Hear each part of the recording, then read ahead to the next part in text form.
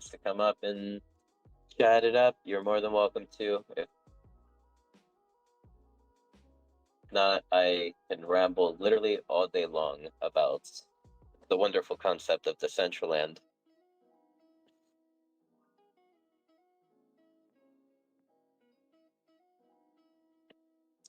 Thank you for joining us in World Fancy. You looking quite fancy today.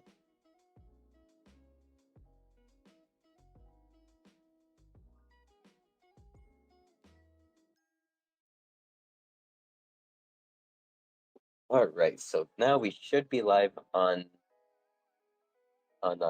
YouTube as well. Sweet. Good. And I don't know what's been up, guys. Last week there were like 60 viewers. Now there's like right now we just started the stream 22 minutes ago, and there's 27, or it says there's 27 viewers, but everyone's very shy. I mean, no, you know. So hello to my shy 27 viewers. We are community building Decentraland. We love Decentraland and the metaverse. And we want to invite you to join us in our decentralized world. Yeah, like, what's up with that? Make like. Good morning, toxic waifu. I see you in the world. Hello. Toxic, I heard there was a hackathon workshop earlier with Nico. Please, like, get up here, victim. I need to hear the details because, you know, when Nico speaks, we listen type shit, you know? Yeah, you know.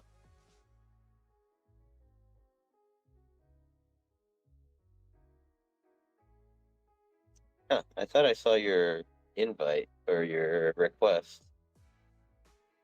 Hello. Can you hear me? Oh, hi. Hi, what up? How are you? What up?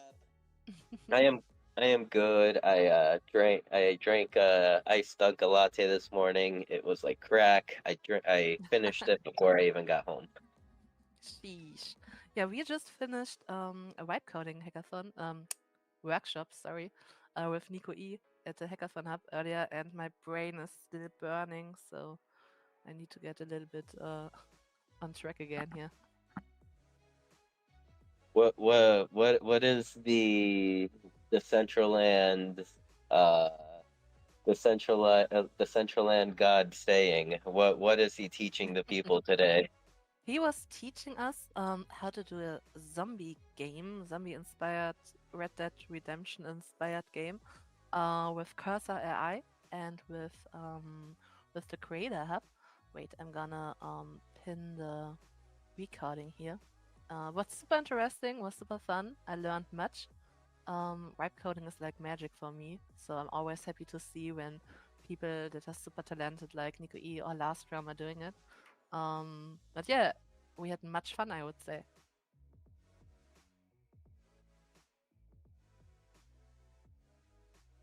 Yeah, that's so cool. Is it the same game from Thursday or yesterday? Oh Wait. no. Last Round was making a zombie wave shooter game, and Nico E made more like a little bit of storytelling and both with zombies. And I don't know, I think they haven't talked with each other if they're both going to do zombies, because for the hackathon you need to have a little bit of a spooky vibe um, to add to your world. And for them, it seems to be zombies are very spooky. And just pinned it here. So feel free to watch the recording. They will also be uploaded to the DAO YouTube channel soon. And also, if you missed a workshop with Last Realm, they will be there too. And yeah, I hope everyone here in the room that can hear me has already submitted as a hacker under our hacks for the hackathon, because I want to see those submissions. You are totally right on the aspect of vibe coding is like magic. I had the great pleasure to jump into it this week or I'm sorry, last weekend on Sunday with Dr. Krillo. He took a little time um, out of his Sunday to sit down with Mew and show him. So a little bit of a development. I deployed my first Creator Hub build. I am now a builder slash coder. Big emphasis, or big quotations around the coder part. It really was more like Dr. Krillo, like him feeding the AI the cursor, and then it's like, here, try this. Now do this and this to it. And I was like, yes, Dr. Krillo, but here, I'm gonna run over to my little Mew build. Show out that new build. And if anyone Okay. here has questions with vibe coding, we have a vibe coding channel in the DCL Discord. If you have any questions, feel free to reach out there. Last room is around to help, Nico E, Dr. Krillo, and also the community is helping each other. So um, if anyone has questions, get them answered. Yeah, I'm kind of happy to see how much support there is all around for this hackathon. Like it feels like all hands on deck, kind of. Um, everyone is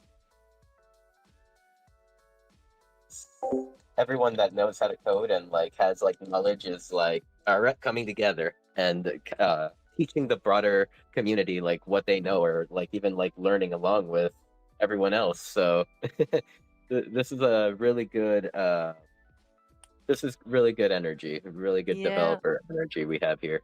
it's a super crazy vibe also because I know that some people are participating in the hackathon that have never tried vibe coding before, especially not in the Decentraland, you know, and seeing how everyone is connecting and also building teams and just trying to get ready and come up with a nice idea and bring it to life makes me so happy to see because we really have this nice builder right now. I think we always have it in the Central End, but right now it's so obvious. Every direction you are looking, you see someone trying to wipe code, trying to come up with something nice, and makes me so happy to see. And yeah, I'm really happy how the hackathon is going so far. Yeah, for sure. And I mean this energy, like I feel like the more people that know how to build on the Central Land, it'll be like the more our world will get built out. Like with when it comes to like you know the whole criticism of like oh, the Central Land's empty. Well, I mean, you can get in here and build it too. Like it's not. It never was easier. Like with vibe coding, it's crazy. Like if you watch the recording of Nico E's workshop, it's really like magic. He's just writing and then it's happening in world. Like no excuses for anyone to not participate on, even if you don't want to participate in the hackathon, no excuses for you to learn and make your own world because really it was never easier like this. And yeah, I'm gonna try it myself to be honest right now, because I'm a total noob when it comes to building in the Central Land, and I learned so much the last few days, and I'm kind of sad that I can't participate in the hackathon. You know, I think it would be a little bit unfair if I would do, but still, I want to build alongside with everyone, and yeah, maybe I can show it at the end what I come up with, but don't expect too much, please. No, I mean, yeah, maybe you can't participate, but definitely I feel like it would be okay to participate like alongside, like, and I think it also as like organizer and host of of the event, like it would also be like a show of good faith, that like even even you are inspired to make a little something. It's like it won't count for the thing, but like it could be Mm, displayed. I feel yeah, it could be part, yeah, because I, yeah, I mean, it's someone new that's building. It's an incredible feat. I think so too, because when I planned this hackathon, and I'm planning it since 2 months, and seeing it coming alive now, this is like for me super super special. But of course, I planned everything from the point of view of a user, because that's what I am. I'm a user of Decentraland. I'm also a noob.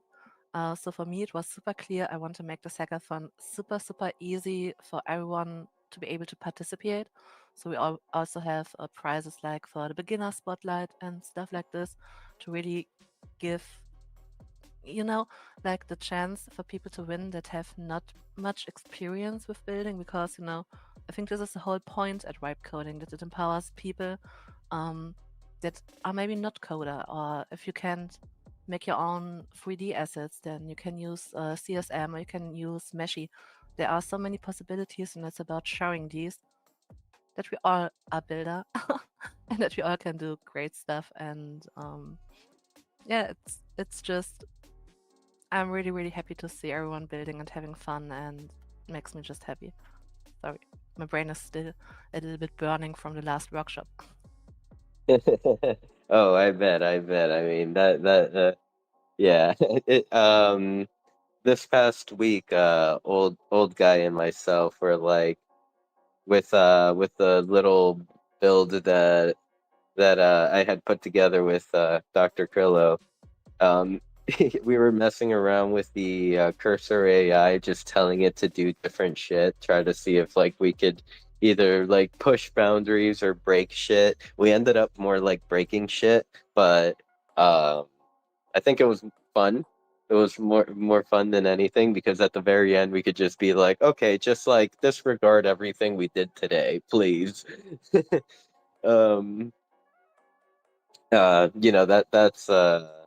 that's gonna also help the Central End in the long run, I think. And Toxic, I'm so happy that you're also you and I have both been around for so long, and we like don't build. And like our world is like a world, a creative world, a 3D world, a developer's world, and like a lot of the times it makes sense to build or develop, and like, but like for us, we just like we have been beings that have been able to like find our way through this world as like content creators, streamers, community builders. um this is like where we're happy. But I feel like these are important times when like the content creator, or like the streamer, the not builder, not coder person can come in and make something out of nothing. Totally. Like I'm also like, okay, I'm so long here, and I have tried around with the Creator Hub. Like drag and drop something, place it in a world, and I think it turned out okay. Like it's okay. I made it with drag and drop. I can't be mad about it, but I think it's finally time to learn a little bit, to be able to make stuff like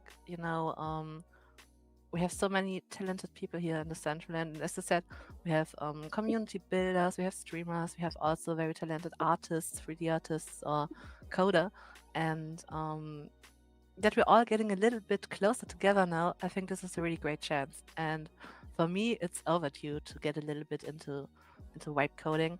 To be honest, I feel like I missed out much when I see what people are able to do with it, and I wasn't even aware that I could do it myself.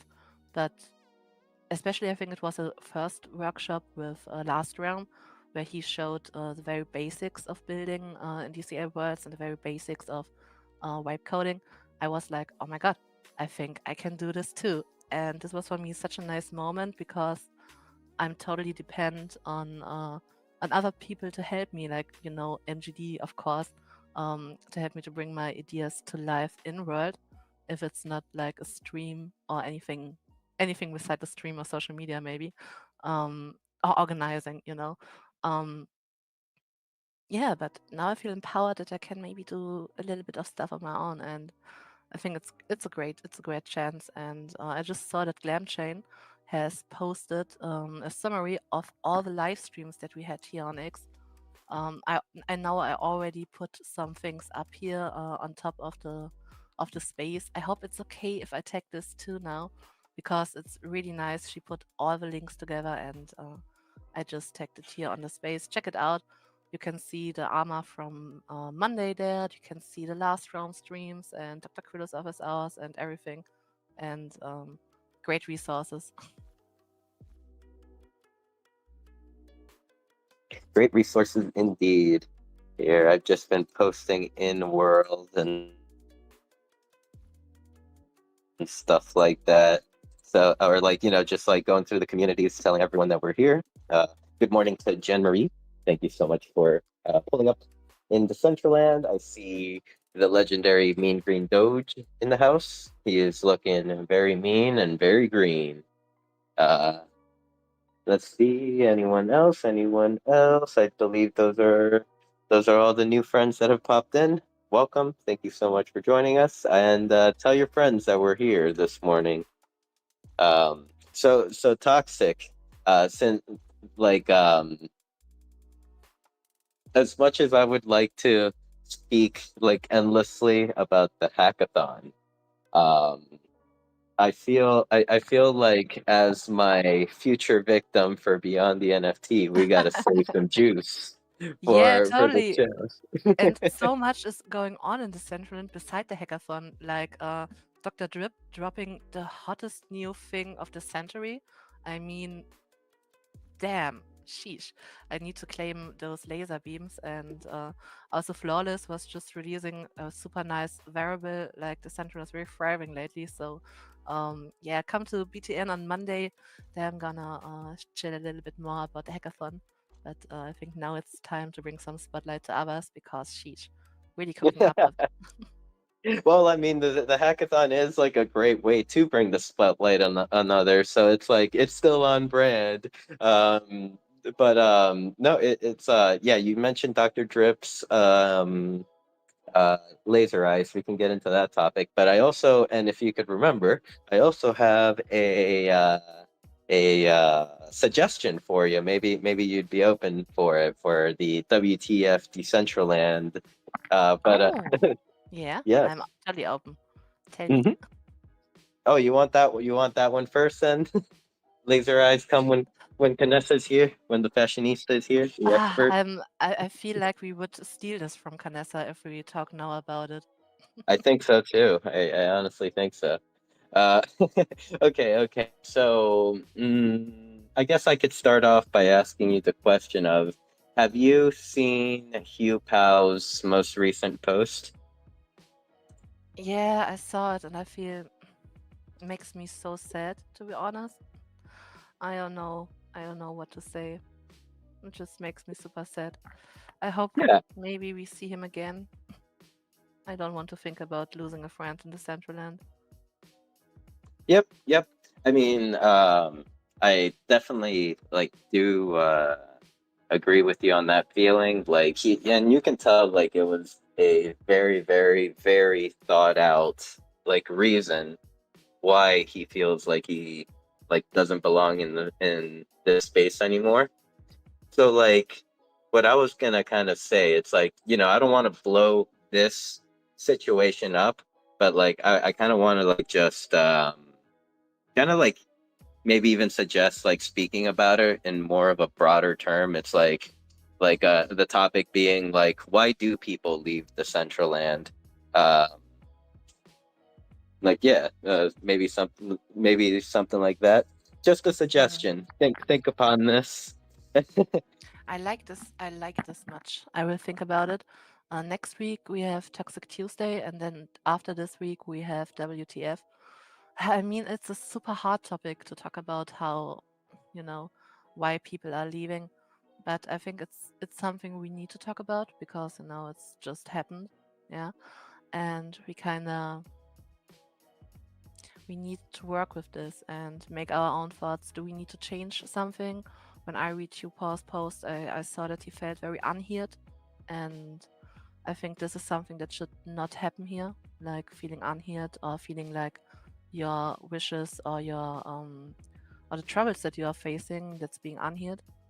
I'm also thinking if the community could have done more because I saw that he was asking for things in the help channel and in the private alpha channel on Discord and everything. And yeah, I I feel super sad about it. Like, yeah, maybe it's a good topic for WTF that we all can come together and talk about this and just hear some different opinions. And hopefully, it's not gonna be a super sad space.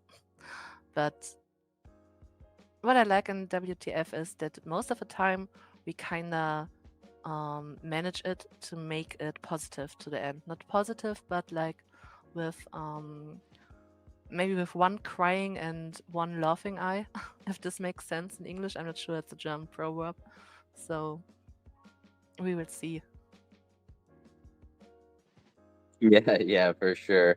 I mean, I think it would just be a very good opportunity to reflect on like what are we doing right? What are we doing wrong?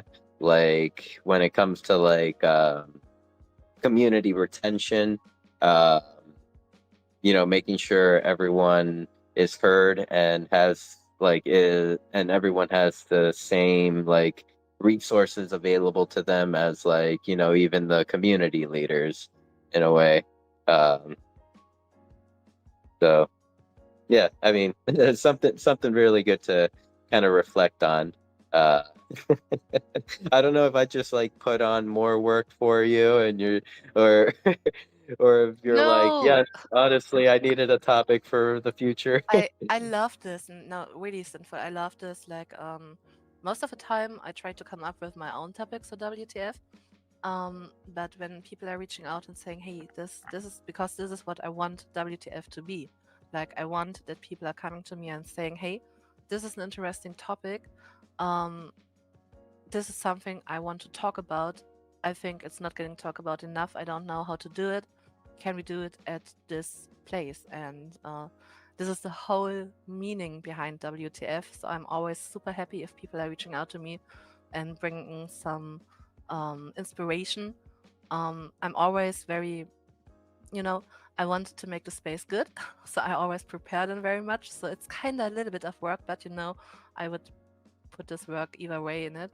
So I'm even more happy if it's something that is really matters and if it's something that people really want to talk about.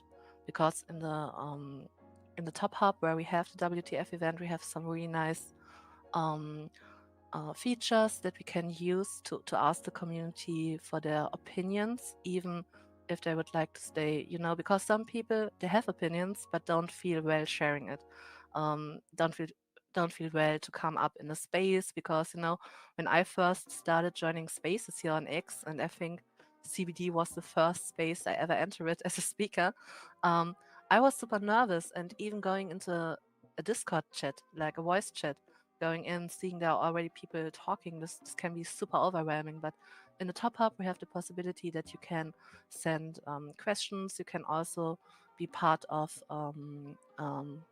how is it called in English, when we have Abstimmungen. Ah, sheesh. My English friend, I'm sorry. Let me check votes. We can vote anon for stuff. So everyone can share their opinion even without speaking up, and I think this is very important. So Yep, yep. So yeah. What is the topic for the next WTF? I think I will go with what you said. Why are people leaving the Decentraland? Because it's WTF, we need to have it a little bit of the topic, the title needs to be a little bit rage baiting. So Ah, so I I see. Because I was like thinking, I was like, wait, why say it like that? Maybe like why do people leave the Central Land? But like mhm. the why are people leaving the Central Land? That's like some sort of baity. Like I don't know if it's rage baity, but it's like kind of like FUD baity. It needs to be super rage baiting, you know. This is the style of WTF. I also thinking Maybe call it maybe. like I hate the Central Land. I'm Oh no. leaving. Oh my god, this is too much rage bait. But yeah, I'm also thinking about, sometimes I'm inviting guests, so I will reach out to Hugh Paul, asking if he would like to join us maybe. I know he also was frustrated with some things of the hackathon, like that we don't have an limitation for the DCL words there. So I feel really bad about about the whole situation, and I would really love to have a good discussion about it, and maybe make the door so wide open that Yupa comes back, because I can't imagine the Central End without him. It's really really sad. Yeah, that one actually like hurt me a little bit. Like I saw, I was like because Hugh Pao has always been like for the longest time has been like one of those individuals that like personally myself I hosted an event and Hugh Pao was there and he was always wearing his Mew aura and so it's like I could always look out and see Hugh Pao so yeah. Yes, totally. Ah, sheesh. Okay, this was a hard drop from hackathon being hyped to being sad. Damn, sheesh, you're playing with my feelings today. Yes, we're going through roller coasters today. This is the Mew edition number 2 of community building Decentraland. Uh, unless Canessa comes through and it's like, okay, sit down, Simple. The boss is like call her.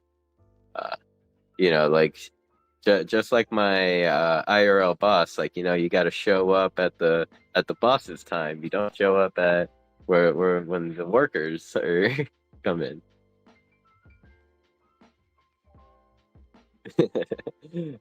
Speaking of bosses, there's my other boss, Make. How are you? I think I just saw you. I'm going with teammate. How you doing? Good Teammate. morning, ish. Mew and Toxic to the fam. Drip. I don't know how you keep doing it, brother. Every time I turn around, you're making something new that's amazing. Um, Heavy topic, heavy topic when people we care about leave. Um, but people do move on from Web3. They do move on from communities. And the other thing is, I feel like we're getting more people back than ever in DCL, or at least since it started. I guess if we have chapters, right? Like we have a chapter of going from 6 to 7, and it really changed a lot of the ecosystem. So the people who climbed with us back out of from the bottom to wherever we are now. When we lose them, it's hard, but maybe we got to take a deeper look. I don't want to reflect too much, except I loved his hairy legs, and I'm gonna miss him a lot.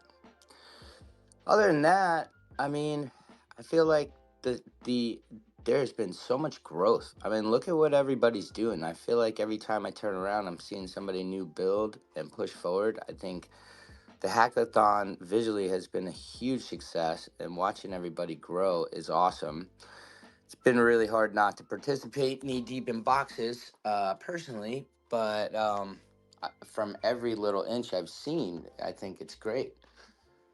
Also, just thanks to those who came out last night. Sheesh 50 went absolutely nuts. It's just so exciting to keep bringing and watching everybody flourish around us and have the opportunity to grow. It's so effing cool. And here we are. I mean, I think if we spend our time not searching, we can always reflect on why people go, but it's also bringing in 10 more people who care about what they're doing and wanna stake some land and have some fun around us. I mean, people come and go in everything in this world. So I'm just glad to be going upwards with y'all. And I see Pinch, good GM Pinch. And I don't know, Toxic, what was your favorite thing you've seen created thus far in the vibe coding experience? I don't want to go too far because I know y'all going to kick it and go deep, but what are some of the highlights for some of us who have had to be on the sidelines? Sheesh. Okay, I just pinned up a post here where Glam Chain, someone that joined Decentraland from the Shifi side, has put all the nice stuff that happened here on X, or West Stream to X, in one post. So, highlights. I think my highlights and personal ones were the workshops, the first one by last round, and the workshop today with Nico E, because it really showed the process of wipe coding, like from a point of view that I have from a noob experience. It was like really mind opening. Um, Also, a highlight was the party by Mela DJ. We had, I think, over 90 unique users in the central with us. It was, I think, over 40 users at the same time. It was really a huge um, fun with everyone. Um, the song, Mela DJ even made a special song for the hackathon called Wipe Coder, and I think it's gonna drop soon. The song is super awesome, and it was just an experience to get ready with everyone. We had a little countdown situation with the hackathon, with the building fast. It was starting, and mm, I want to say that the workshops were the best part, but for me, it really was Miller DJ's party because I felt this vibe. Oh my god, we're gonna all start to do something really incredible, really great together. So I think this was my personal highlight. Um, you can go to the Hackathon Hub right now and listen to his songs. They are playing there, and you also have the possibility to see all the tweets that are getting tweeted with the hashtag DCL Wipe Hackathon. They're gone on display on the big screen. Also, you can go to the Hackathon Hub and claim the wipe coding emote that's made by Hayabusa, and it's so nice. I see people wipe coding all the time now in the Decentraland. We also have a very nice hacker hoodie that got sponsored by the Decentraland Foundation, and of course, also you can get the official DCA Genesis Labs shirt there. So I think if you haven't been around in the last week since the hackathon started, you should definitely go to the Hackathon Hub and check it out. You can Hold also, up. yeah. Do not transition without telling me these coordinates because Oh my god. I need a coding emote. Yeah. Wait, I'm 102.53. Let me check if this was right, but I think so. 100, 1023. Or you said 53, right? 53, yes. Yes, 53. Okay. I'm gonna I'm go jumping there now get too. me. I'm gonna go get me an emote. Yes. So the emote is made, you can grab it here. It's made by Hayabusa. I think it's the first commission that Hayabusa ever made, and this is just like incredible to me because working with Hayabusa on this emote was such a pleasure. I really love how it turned out. I'm super happy about it. And on the left side, you have the Foundation Hacker hoodie. And on the right side, the DCL Regenesis Labs shirt. Also, you can just go over here to these, how are they called? These arcade automats, where you can join the hackathon or learn more about Regenesis Labs. And yeah, the whole hub is built by Lost Cats and Monster Hall 3D. And much shout out to them because they were crunching to the very last minute to bring this vision here to life. And I think I really love the whole vibe that we have here. Um, but maybe I'm biased, but I really love it. And once we get all the submissions, you will be able, you see these tiles on the ground here. I think I'm standing on one. Here will be all the submitted words be linked so that you can go to the Hackathon Hub And this is the moment after the 27th October when the submission deadline closes. This really becomes a hub because from here you can visit all the submitting worlds, and I can't wait for this fast of the hackathon. So yeah, grab those variables and emotes, friends. All right, all right. Sorry, I was claiming my emotes or my, but I don't know if I got managed to get everything. I think something may have bugged out for me. Yeah. We seem to have some problems with the hacker hoodie on the left side. Yeah, it was like I clicked on it, it did the code, and then it said I already claimed it, but it Mm, wouldn't. It didn't actually arrive until like I went over to the shirt mm. and claimed that, and did the code and claimed that. For me, it's also not working because if I click on it, I already have it. But if I want to enter the caption keeps changing. Yeah, I need to reach out to Lost Cats and to Monster High 3D. To be honest, they have a really great yeah, they're taking very good care of everything here. So I will de-escalate this to them, and hopefully it's then working again for the next event. Let me check which is the next one that we have. I think the next one is on Monday with I think with Canessa. We have a very beginner friendly build your first world workshop where Canessa is also showing a little bit of CSM IE. And then I think we have the Beyond the NFT special edition with the hackathon. So let's see. Yep. That event, I think we spoke earlier, or like in the past. It will be hosted at the Regenesis build, correct? Correct. Yes. Then I will need to supply you with a code to my server Hmm. soon, because very soon. Nice. Let's go back to the cantina. Yeah, SG. unless Mean Green Doge, I believe he may have it, or maybe someone else. We will get this started, no problem. I hope Canessa is coming back soon so we can talk about Dr. Drip's awesome drop. Yes, yes, yes, yes, yes. I was told 30 minutes, but you know how time goes. I need to hop off soon too because with everything around right now, I totally forgot to go grocery shopping before the weekend started. And for everyone that isn't aware of this, that's a fun fact. On Sundays, all stores are closed in Germany. So either I Oh my go lord. now, yeah. So either I go now grocery shopping, or I will starve till Monday. And I definitely need some brain food. Yes, yes.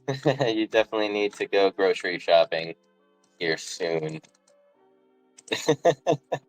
I did not know that in Germany everything was closed on Sundays. It's kind of crazy. Well, yeah. It is America crazy, is right? super corporate.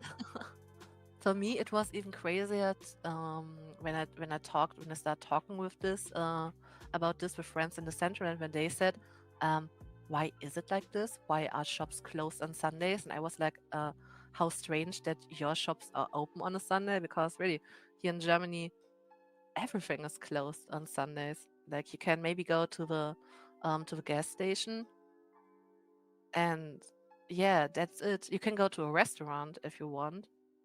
But also like shops, if you want to go in the city, there will be everything closed. Like no fun on Sundays. But it's kind of, to be honest, it's kind of nice because everyone is kind of chilling on Sundays, and maybe we just need it. I don't know. But yeah, if you don't plan accordingly, then you sit on a Sunday and don't have anything to eat at home, and this can be nasty. And I'm not gonna lie, happened a few times already. Yeah, don't let it happen this time around. Then you should be going soon because it might be like 7 p.m. your time right now. Yes, exactly. I have one more hour to hop off and get some snacks here because later I will be with Billy T Coin and AJ doing ABC. I'm helping them out on their streams on Saturdays. For everyone that doesn't notice, we have now two ABC DCL slots each week. One on, I think it's Thursday morning for me. I need to check which time it is in UTC. But for me, it's super early. And yeah, they are doing now 2 streams each week. And as far as I know, the new time slot is really going well with people. It's a nicer time slot for everyone that's from Australia and also for the Asian bubble. It's a more convenient time as the one that we usually have on Saturdays. And so yeah, So, is it safe to say it is now ABTs? we all okay, okay, Decentraland okay, Jones? okay. I'm gonna drop this here now. So it's ABC DCL, but ABC, Ava Jobs, Billy T Coin, and CK Bubbles.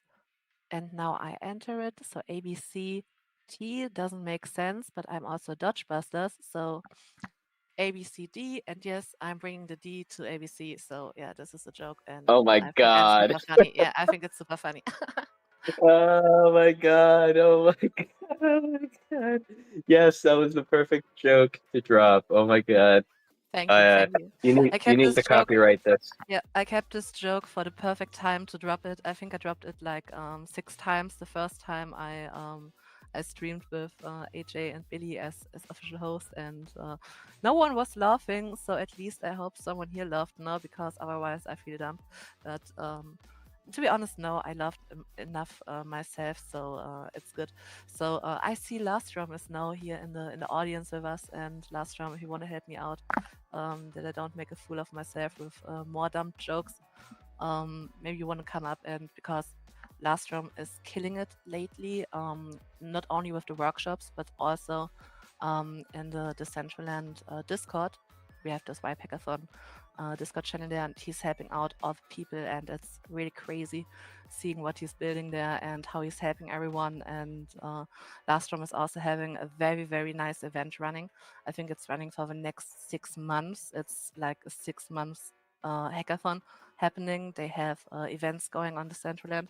It's kind of late for my timeline, so I only could join one time, and I feel super bad about it because it looked much fun what they were doing there.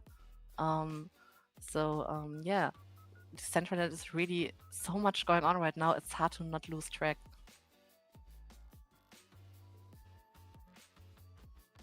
Yes, I mean I love the energy, and yes, Lastrom has been going hard on the paint.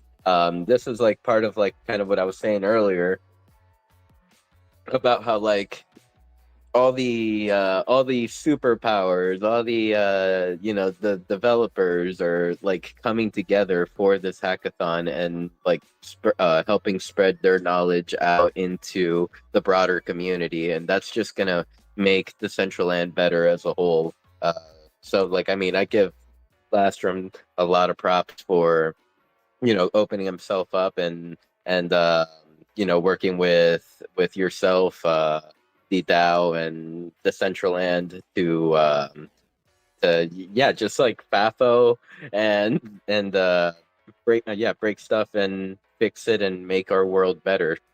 Find new ways of doing things. Like some of the coolest shit he's doing right now is like his Thursday night event, the at 8 p.m. Eastern.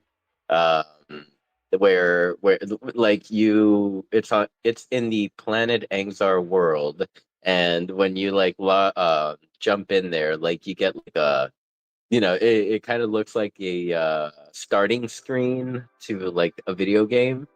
So you kind of get that feel in the Decentraland. Then you like sync your wallet if you want to earn rewards or just skip, and then it'll take you into the planet Angsar world there is where like you could see your avatar from like a top down view in a way, but like with an angle, it's to me, it's visually pleasing. To tell you the truth, it's giving me like Diablo vibes, RuneScape vibes. So, but in our own with our own Decentraland flair. Um, And and it kind of go ahead. doesn't even feel like Decentraland anymore because I was experiencing this too, and I was like, "Sheesh, this is Decentraland. It's crazy." And Lastrom just messaged me that he can't come up to speak because he's unable right now, but he's listening to us. So just wanted to drop this fast. Yeah. um, and also, I want to encourage anyone that's listening here and participates in those events, to participate because Lastrom and the team, me, Stogman, um, oh, what was the other guy's name? Raz, I think it was Raz. Uh, I'll do more research later and and apologize, but like they are. They're very open to suggestions, and it's like if you want to see something within a game, uh, possibly be implemented or a concept tried out, like you can ask them and see if like it works within their world or if it's doable. Um, like through the brainstorming session, it kind of even helped me personally.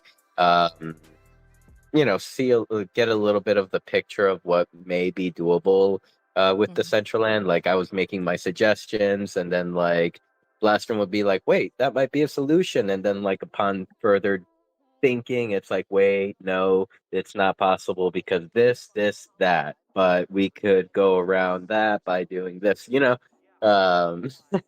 It it, kind of it, feels like so- vibe coding, but not that you're talking with an AI, but you're talking with the Ansgar team, and I love this. I think I think this is I think this is the whole meaning of this event, like building a game together, the whole community learning how to do it and participating and shaping it. And I think this is such a nice thing to do. So in the end, it will be something that everyone that has participated is part of, and yeah, I love such kind of events. It's just great.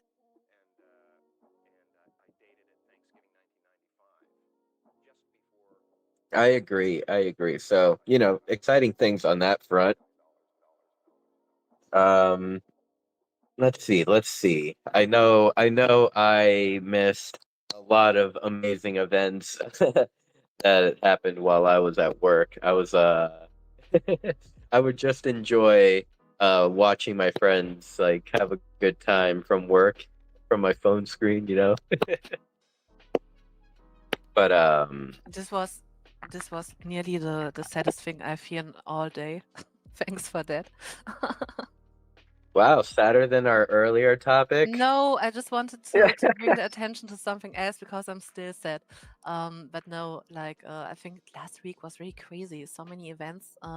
Normally I managed to go to most of them, but lately we're getting so much new stuff to do that I'm missing out all the time. I'm getting FOMO when I look on Twitter and seeing, damn, another nice event is going on. Like also the Helvetians are totally crushing it lately. I saw that they are today posted something that they're searching for real life artists from all kinds of different backgrounds. They wanna give a stage to them to show it in the Decentraland. So it's like crazy what's going on. And who is this? The Helvetians bubble with our friend Kairos and Marika Oh, Züricher, oh my and God, yes. yeah, let me search. I'm gonna pin this post to the top from Helvetia. Um, I think you can also Uh-oh. grab some money by participating in this. Oh my Um, God, our Helvetian friends have been some of the realest ones, like because you toxic you make you you guys know as much as I do that they like stuck through it through the bear, like through the grimiest, the hardest parts.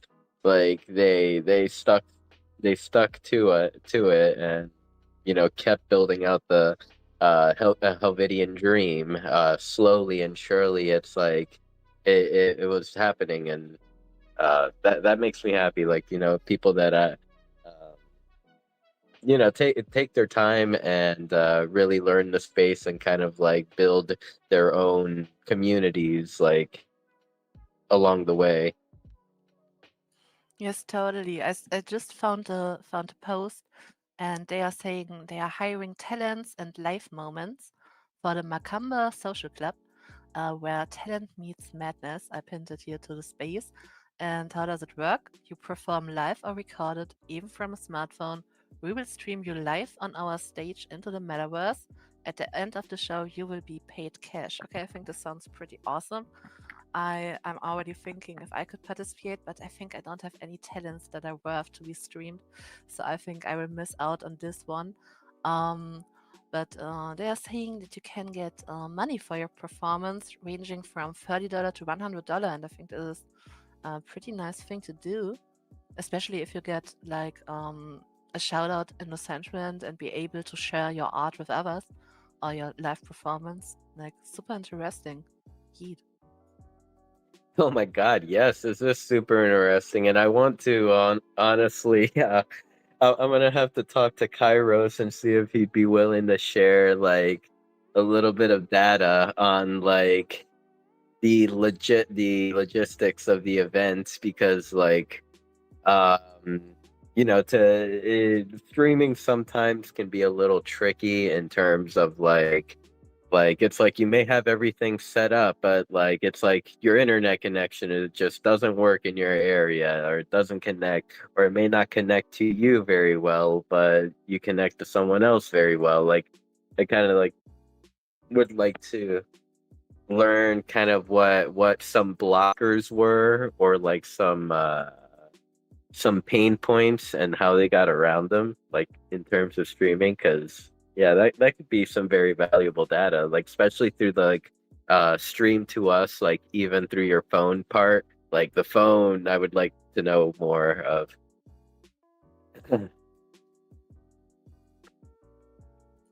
It's crazy to see what they are building, especially since for me, like we are all so long around here.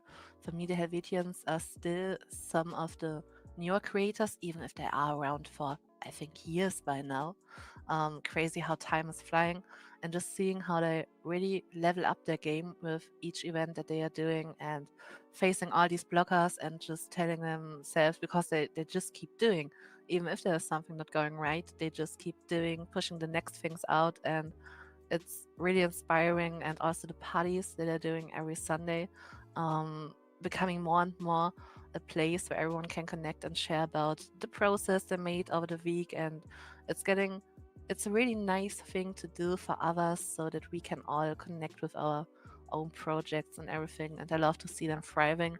I think we see many nice stuff happening lately because of the new Decentraland community jumpstart program. I think this has inspired many to to follow what they want to do, but also to getting a little bit of support because it can be scary to build in the Decentraland or build anything without something in the back. And that foundation is now kind of coming to coming to the rescue, not like this, but like yeah, holding the back of others and making it possible for us to do events and stuff like this. I can't wait to see what's coming out of this Jumpstart program. I think the first events are already starting to roll out. I have no insights on this, just what I see happening in world and on Twitter. But for me, it kind of looks like it's a really nice thing to bring some valuable in world content to the Central End. Yep, most definitely. Yeah, you can feel the energy, kind of like coming back and stuff like that. I definitely do agree with. This kind of was a a very good um method to kind of support the community or the people that have been organizing events on Decentraland and try to like kind of for those it's like maintain the energy and for the communities leads that were accepted that like have not been making events, it's an opportunity to bring new crowds into the space. So yeah, uh, I'm also very happy to see foundations like doing it big. They're trying. I mean, for so long, like it was like, radio silence from the foundation while they were making like a lot of pivotal changes at one time. Like if you think about it, SDK to SDK 6 to SDK 7, followed by like freaking client change. Well, and I'm probably out of order here because I also want to say new executive director, and then the restructuring of the team. Like it's like all a lot of shit happening at once for like as an internal like structure or internal team of so I'm happy that like they've it looks like they've made it out of the other side of the tunnel in terms of restructure,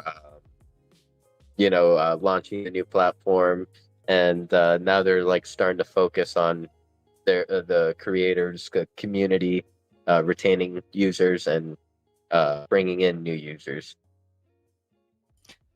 I don't know why, but like early this week, I also thought about how different it was. Like, let's say 1 year, or let's say 60 months ago, when we had like nothing really where we could connect with Foundation. I remember that it was like super rare to see someone from Foundation really inward and being able to, connect with them.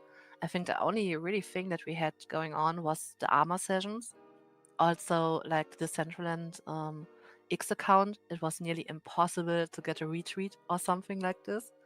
Um, I don't know why I thought about this week, but it was kind of in my mind. Um, so and I was talking to myself in my head that I'm super happy that we have people around like the Master Waynes, she's doing the X account for the Decentraland and all social media, and I think she's really, really crushing it. In the beginning, I was like, okay, now someone new is coming in and should display our lives on social media. How is this supposed to work? But like Master Waynes really became a part of the community, and it's crazy that we now have all these open channels that we can use to reach out. I mean, not everything is perfect, and everything is still, there are many things that we could complain about, and like this, I think this is kind of normal. But also, the Decentraland is not just, it's not just a game. It's something different, and I really feel that we're coming to a good place. And I was sad when nothing was moving. This was the feeling I had like 1 year or maybe even 2 years ago. Like nothing is moving. I don't see what's happening. I really felt like the space was totally asleep, and now it feels like we're not only awake but also kind of thriving, and it makes me super happy and also super hyped for everything that's coming next. Yes, that thriving is definitely the really good word to use. Um, yeah, I like what you mentioned about yeah, like how like it was kind of hard to get a retweet. The Decentraland X account was dead, and it was funny how like in my head I was about to cut you off and say, just say it, Toxic. You love Master Wayne's, but then you brought her up, so like we were in the same wavelength there, like thinking about the same person. And definitely like before I say these next comments, I want to say that like I absolutely love Massa Waynes. She does her job very, very well, and is an incredible person. So I'm gonna continue. Whenever Massa Waynes was introduced to the community or like came in a way, like I was like kind of a little weary, like is this another person that's gonna talk at us and not to us? And from like day one, like she tried to be a part of all of this. Like she made her efforts to like not only operate as like the like as a foundation, but like to be a part of us. like after a few months of in her role, or not even in her role, let's take the foundation out of this. After a few months of her interacting with us and joining events, listening to us, like I don't, she started her own event, like the DCL book club. That is her doing. Like she said, I would like to read books with my friends on the metaverse. I love books. I'm gonna make a book club, and and I mean, here we are. Like we've read some pretty epic books. Oh my god, yes, or like her birthday party at sheesh, where was it? At Miguel's place, at Vox Sports, like this was such. I don't know. This was the most epic birthday party I was in a while. Like Make's set that he made there, he was it was the most funniest thing ever. Like he was doing a very very nice set. It felt I really felt the Master Wayne's vibes there, like so a little bit girly, a little bit of 90s songs. It was a great mix. But every now and then he would have the sound of an old phone that was calling. Then was just like calling Master Wayne's, and after the phone was calling, she would go to the phone and be like, "Hey, yeah, everything here is nice." And Meg was just like saying, "Yeah, your party is going awesome." And to be honest, this was the best event I have visited in I don't know how long, and probably will forever be in my memory because this really felt so special. And I don't know, um, this is what the metaverse was made for, in my opinion. And I think she also gave out a free wearable and everything, so I can't complain from this side. Yes, one of us. One of us. So I'm gonna, you see, make what my comments about that situation within the events, the whole phone thing, how great I was telling you that sounded. I know you have a lot to say about those situations, so I'm gonna let you speak for yourself there. Oh man, there are so many things. One, I love me some Master Wayne's. I've had, oh man, the privilege to meet her in Denver and then in New York, and the support that she's shown all of us, the patience when people are feisty, and that at the end of the day, her at is Decentraland, so she lets a lot of smoke roll off the reality, especially in the early beginnings. And I just I really wanted to build her something that made her super duper happy, and we worked on that set for a while. I chased down tracks, from a list that we could really tell her a story and yet build put them in a modern touch, right? But the phone thing is the funniest part, Toxic, because that was not planned and quite the reverse. I thought I had figured out how to use Telegram on the computer.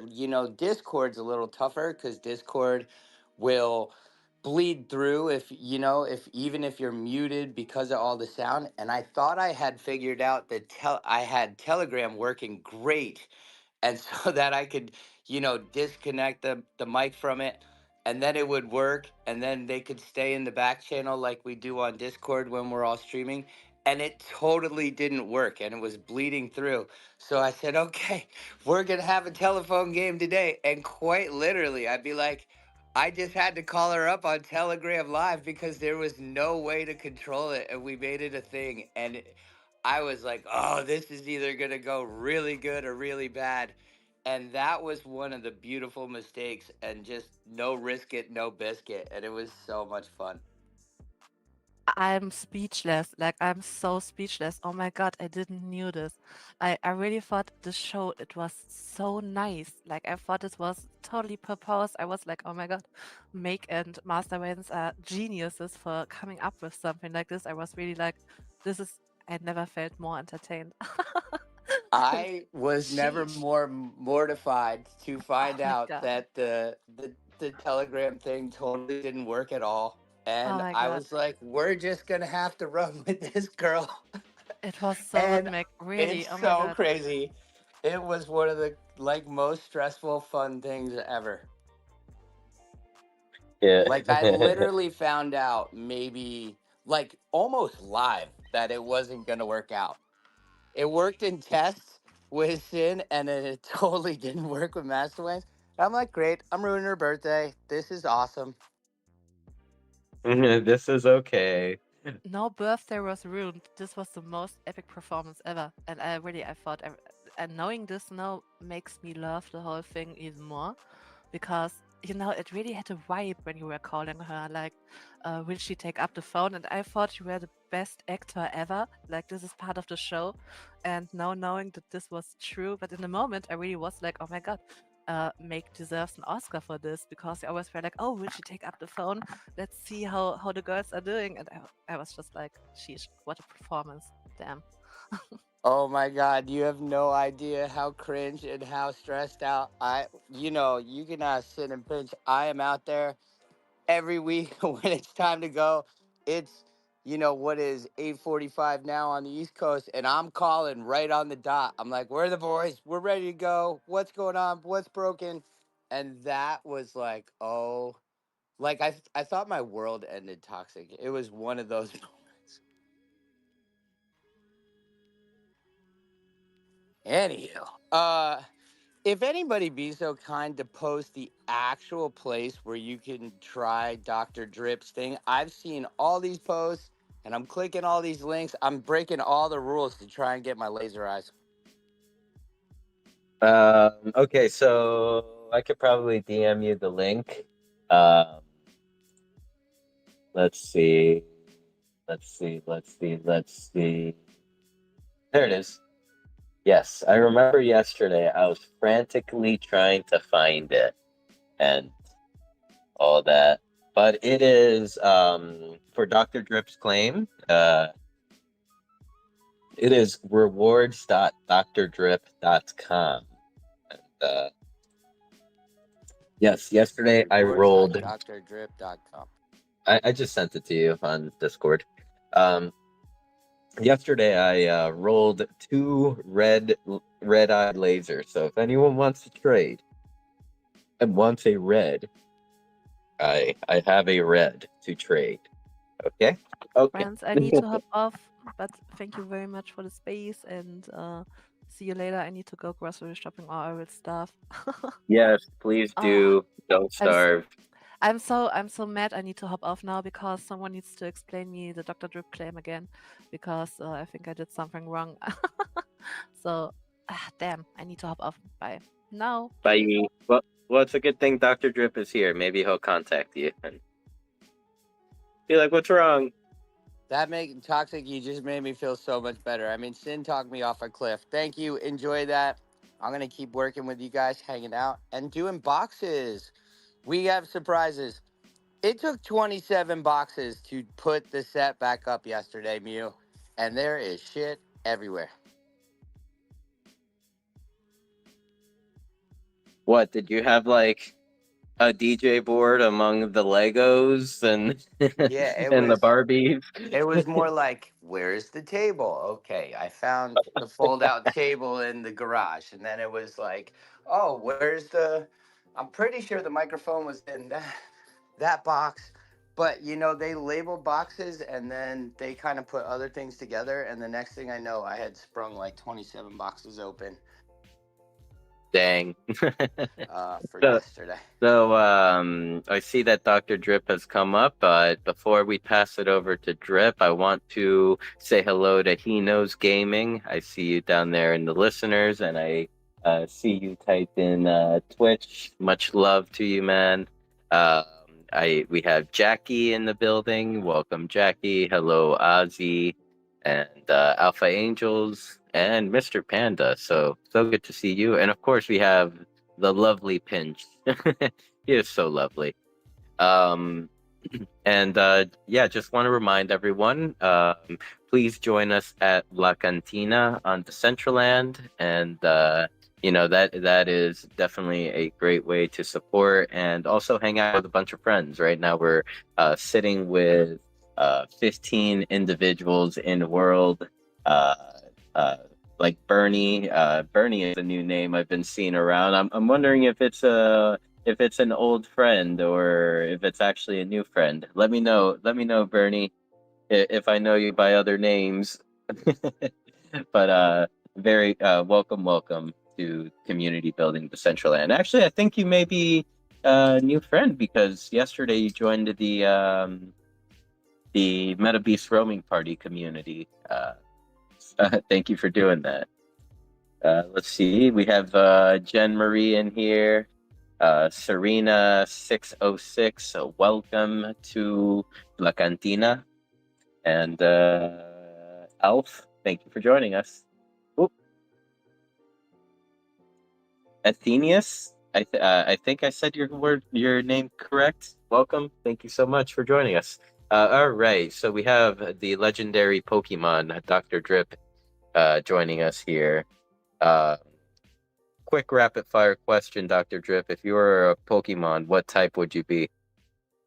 Charizard, definitely Charizard. Is that Obviously. fire type? Good morning, good morning. I'm super tired. I've been up since 3, 4, 3, 2, and last night 1 in the morning. So pretty consistent with the lack of sleep. But I wanted to jump up here and share just a little bit real quick about this drop because it was so exciting. I was so nervous. Things were breaking. I was implementing last minute features like the success modal that shows what you rolled and what you got. That makes it so much more fun if you imagine it without that. That's how it was 2 days ago. So I've been super nervous. There's been some trauma. There was a couple tests I did where the RNG was not enabled. So Rustan rolled a bunch of the same, and I think they were, I think it was the red laser eyes, and then one of M's drops. I think the blue one has the most. If you go look at like the numbers, you'll see it's not like a 25% or 50%. It's because in testing there was a glitch, and that glitch traumatized me so much that when I see people get the same color twice, I get so paranoid. But I double triple check, the logic's all perfect. There's a couple major issues I've been made aware of. Trust wallet, someone's using Trust wallet. I wasn't aware. I'll add Wallet Connect just so all the other wallets can be added. And then also there's some issues with Coinbase site logins. So not Coinbase wallet, but if you use Coinbase and go through their D app, I think most D apps probably have a buffer error. I'm working on that. And then lastly, mobile wallets, like straight if you have MetaMask on your mobile. I did all my testing in all these different wallets on browser on the computer. So I think for this launch, it's just for the computer. But for the next launch, I'm gonna lock in and get all these little wallets connected. Let's see. Okay, so it's a double drop. M dropped an item or a collection at the same time as me. And we're doing something special because right now there's still lots of credit purchases by accounts with no names. And so they're getting like they're obviously dumping it on secondary marketplace and making profits. And at first it really really bothered me, but I started to think like, well, some people are into that. Some people are into flipping, like Fancy loves wearing wearables, but Fancy is a flipper. Fancy loves, making just 1 mana of profit is like that's Fancy's game. And I know that there's users out there that are into that as well.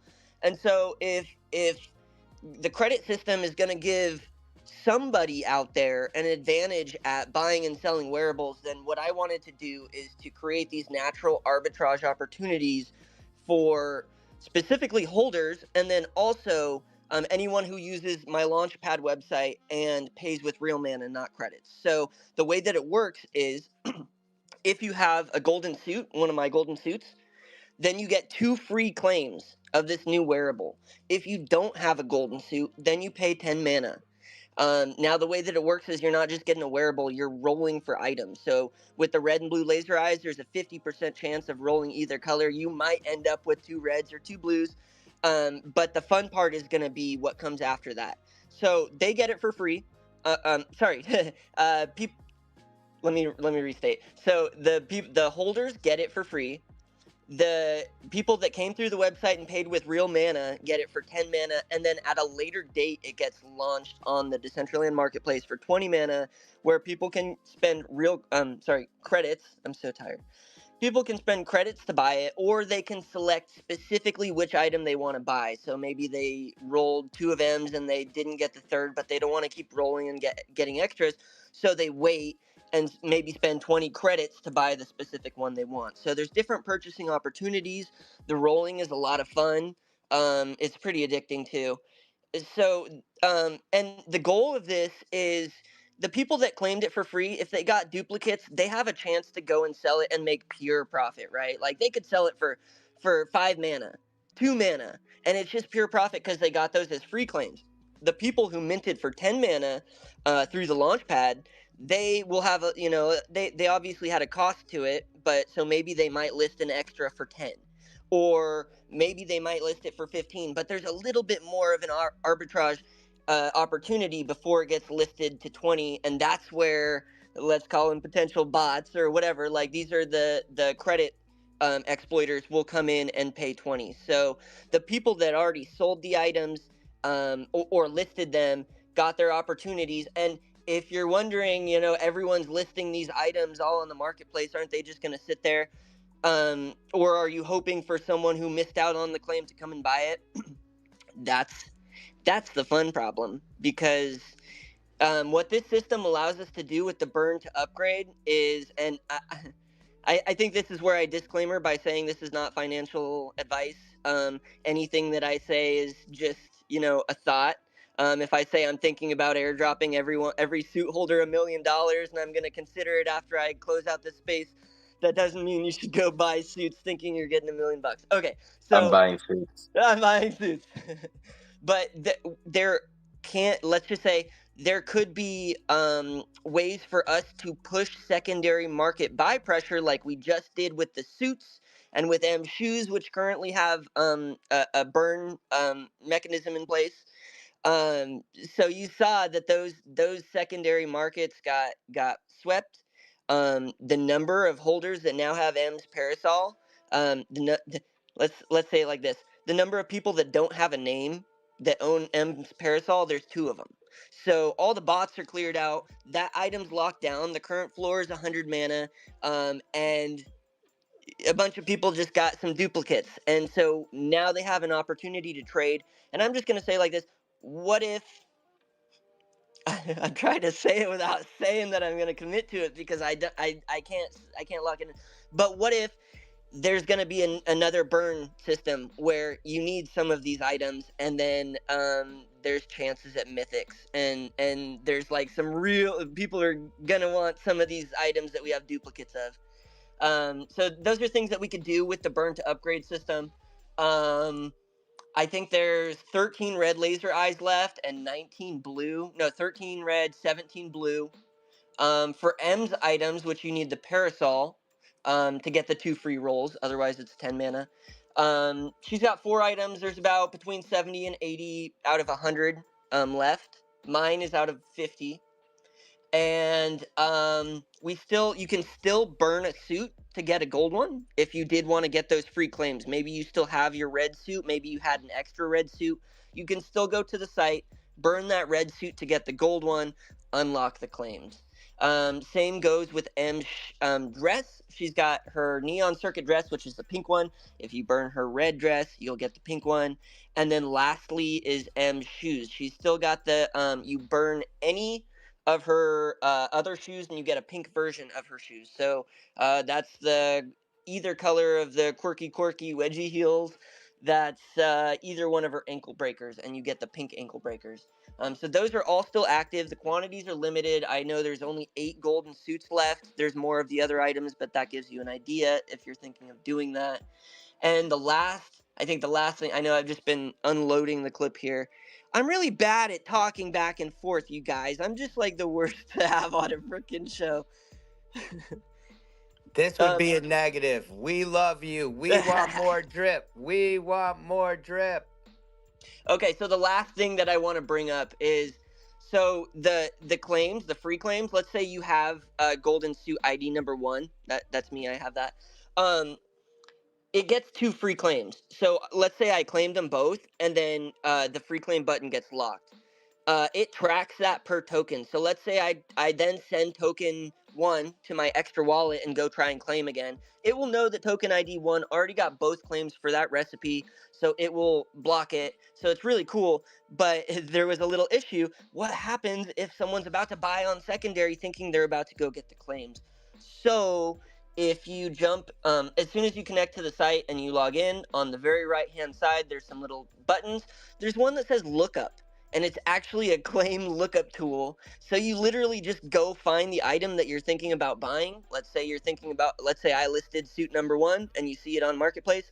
You copy the Marketplace link and paste it into this lookup tool, and it will tell you 0 out of 2 claims left, none remaining. It also works with OpenSea links. So if you go find someone selling it on OpenSea, which nobody is right now, but it's a really cool feature because someone will eventually, right? So then you just copy the OpenSea link, you paste it in the lookup tool, and it tells you 0 remaining items, 0 remaining free claims. So you better not buy that one if you're just trying to do it for the free claims. So it's a whole system. It's a ton of fun. Um, it can't be hacked. Anyone's welcome to try. Submitting false payloads is a total waste of time. It's got atomic database locking, which I was obsessed when I heard the term atomic locking. I have it everywhere. It creates a hash. You can't submit a payload without a matching hash. So, there's one user. I'm not going to say who it is. I like it because he didn't use a VPN. He didn't hide his address, so I know exactly who it is. He tried for 2 months to submit false payloads to get the reward server to issue rewards without a mint, without proof of burn, and he still hasn't found a way. So I'm feeling pretty confident. I think if anyone did hack it, I would produce a bug bounty, but no, as far as I know, it cannot be hacked. But That sounds like a product that you could probably advertise there. Go ahead. no, yeah, I think security is like super, super important to me. One thing I didn't really address is scaling. So I think if, okay, so we had like, I think 23 wallets connect and use this so far. I believe last night when I checked, it was 77 minted items, which is pretty good for a first alpha test. But I think, okay, and 16 of those people all rushed the gate when the timer hit 0, and it all worked fine. Which 16, you might think like, oh, that's not a lot. It totally is a lot for the very first time. So they all connected. They queried the blockchain API and had no problem loading hundreds of wearables. So that was something that was mind blowing to me. It didn't break at scale. Scalability is not something that I really tried for as much as security. My security's locked TF down. Love it, love it. So, I mean, before, at the very beginning of like when you started speaking, you mentioned how like, you were seeing the bots in the marketplace credits. You kind of like, did a self-reflection about like the overall like what was going on, and you took matters into your own hands, and you were feeling some type of way about like your personal items, and you did something about it. Dude, big kudos to you. This is what I mean when I say like I am surrounded by amazing people, amazing and talented people. People that will create solutions for themselves despite all odds. And to tell you the truth, I feel like this in itself furthers your own personal brand, and you are like creating new concepts. You and M here, developing new concepts for what could be like rewards, or like burn to earn, burn to get or receive, or whatever it may be.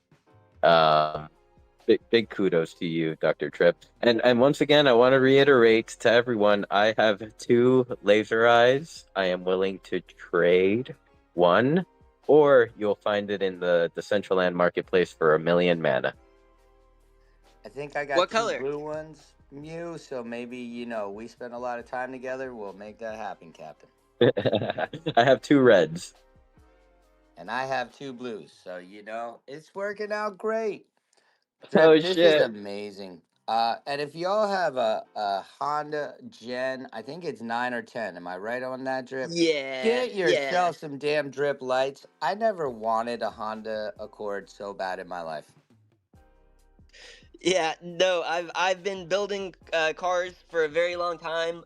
Dr. Drip was an LED lighting brand before all this, so it was hilarious that the term drip carried over because that was never ever intended. But thank you. Yeah, I'm still building headlights. So if you go to the main Dr. Drip website, that's what you see on there. And this actually goes perfect with what Sin was just saying, like about how there were issues that we saw in the marketplace with kind of credits being used in a certain way, and it totally was just the power of touching grass for me because I was pretty pissed. I was to be honest, I was really mad about it, and there was a Twitter space, there was a couple events where I actually got on stage and voiced my frustrations. I did my best to try and sound not so mad and not so negative, because I know it kind of pushes people away when I do that. But I did a good job at kind of keeping my cap on it. But no, I was really mad about it, and I had to take a couple weeks. It's great because with the way things are, I can take a couple weeks off the computer and still not fully disconnect from Decentraland. I was still in all the spaces and all the catching all the Discord stuff, and so I still did feel, a little bit connected, but I had to get off the computer and go do things that are also important to me, which is just opening a bunch of headlights, having people say, thank you, this is the sickest thing I've ever had, and then continuing to post Instagram content that I just feature and recycle, and that's my marketing. And like that model is so fun. And so I go and I do that, and I just feel like myself again. I just get back to my roots. And it gave me time to think about it and kind of calm down and not just be so mad and furious and reactive about what I think is wrong with the marketplace. So then I was able to think a bit more constructively, and I came up with these ideas on how to pivot my burnt upgrade system to be a launch pad. And now this launch pad, I'm not sure if this is the direction I'm going in, but I feel like it might go this way. Um, after I've got it full, after the thing is running so well and has all the features and bells and whistles, and everyone's like, this is the greatest thing ever. I think at that point the move would be to um, maybe create a new version of it that can be used by anyone that is like an official launch pad. There's NFT launch pads. There's Ordinals launch pads, Eatscriptions launch pads. Magic Eden has a really awesome launch pad system. Um, that's basically like the Decentraland marketplace, except it's got all these other features where it's got countdowns and everyone stacks up at the countdown page, and they're waiting and they're waiting and they're hammering the servers waiting, and sometimes they break. But that's a whole experience that we just completely miss by not having this. And other features of launch pads is the RNG. You're gonna mint a Clonex. You don't know which one you're gonna mint. They had the whole reveal thing, but this has a roll system. I know we had Vipe that had rolling systems that was so great. Like the awesomeness and the euphoria that went into Vipe rolling was something else. So bringing the rolling and the kind of the Canessa called it the loot box idea. What was something that really kind of I think was meant for this launchpad idea. And if one day other people can use this launchpad, I don't know if maybe there would be a small fee to it. Maybe they're paying for gas, or we do what other launch pads do, where let's say 3% or 5% of, or 50% if I don't like you. I'm just kidding. But like a small percentage of every mint. God, I'm cracking myself up now. That was funny. Okay, out of line. No, a small percentage of every mint goes to the house, goes to the launch pad, goes to me. And then like the 97% or whatever gets split between, or sent to, let's say Canessa, if Canessa's launching the wearable, or if Canessa and Rustan and Sin all did a three-way collab, then 3% goes to me, and 97% gets split between those three wallets. And the custom payouts is currently working. If you purchase one of M's rolls, pay 10 mana to get, a chance at one of her 4 items that rolls for you. That mana goes straight to M's wallet. So that's already working. It's flawless. But yeah, Launchpad in the future is, I think, where this could be headed. Unless Decentraland goes and integrates these all themselves, I don't think I'd be mad. I'm not trying to like super monetize this. I'm not putting all my eggs in one basket. This is just one tool I'm making, and I've actually got a handful of tools in the background that I've shared with some other people. So I'm just always cooking. I'm excited to do it. I'm not trying to get rich, but if I can provide organic arbitrage opportunities where people can get an item for cheaper and then sell it for a little bit more with buy pressure on the secondary market, I think that's what I'm trying to do.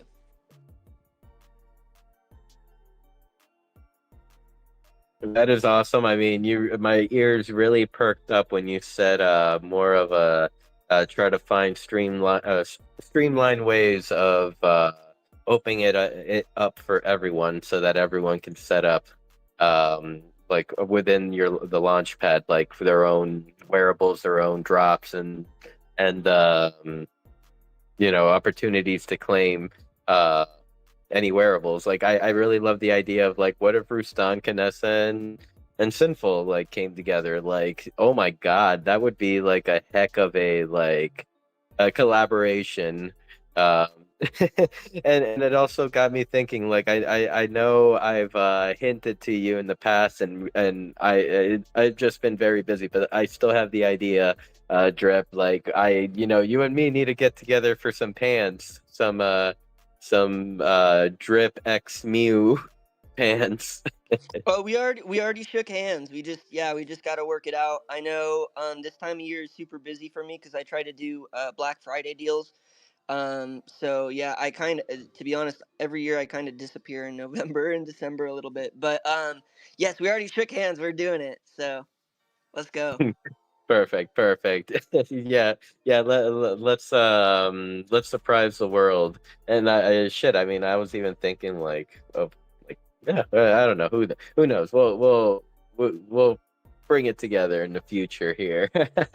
And and guys, like to any new listeners out there, like and stuff like that, like it's always very important to meet creators, meet new friends, and like even if it's something that you may not be collaborating on like in the near future, like definitely try to plant those seeds with the people that you want to create with. Maybe if it's not like maybe if it's not like 2 weeks from now, but 2 months from now, or maybe even 2 years from now. Like, Drip, how long have I known you?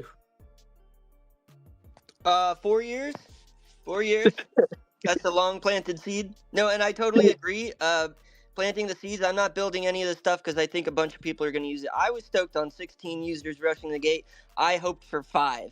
So yeah, I just build it, and because you're planting seeds, we don't know what tech will stick. But it's all pretty exciting, and I think that the only way to hit any balls is to swing. So I agree. Definitely. So I want to bring my lovely co-host here into the conversation. She's been very, very patiently waiting, and I know this is her type of conversation. Hello, how are you guys? Howdy. Good morning. I How's the morning been? Did you get your coffee? Have you had breakfast? You good? I Hi, did. Dave. I got my coffee. I should probably finish drinking it though, so I could talk faster. Yeah, you definitely need more caffeine. No, I really loved the drop. I got to test it out with Drip a little bit, and it was awesome. It was late at night, so I wasn't good at following directions, and it made it like made it more complicated for Drip. I'm like, oh, I just totally didn't do what you just asked me to do, and now we have like compounded the problem. But like, it was so fun, so much more fun than just buying a wearable. Like adding in that randomization. I mean, there's reasons why it's more fun. Like humans love random rewards, but yeah, I ended up with 3 red laser eyes. I was able to trade 1 away, but I still have a red pair. But I don't know. Now I'm like, man, I don't want to trade it away. It might have utility in the future. Maybe I need to hang on to it and just keep them all. Oh man. I got 2 red laser eyes, so if you want to trade, Canessa, Well, I have red, so I can trade you red for I red. know, But I know. I think I have a lower mint number than you, so I'm not falling for that one. Dang it, dang it. Okay, so are you a would you rather have the red or the blue? Hmm. Are you a You know, Bitcoin maxi or ETH maxi? well, I mean, when you put it that way, I'm a survival maxi. I don't know. I would swing for both, but but when it comes to the eyes, I want both of them so I can have one to match my blue outfits and the other one to match my red outfits. Yeah, I was totally about to say it totally it depends on the outfit. It hits so hard on certain outfits. I love it with the hacker hoodie that has from 2023.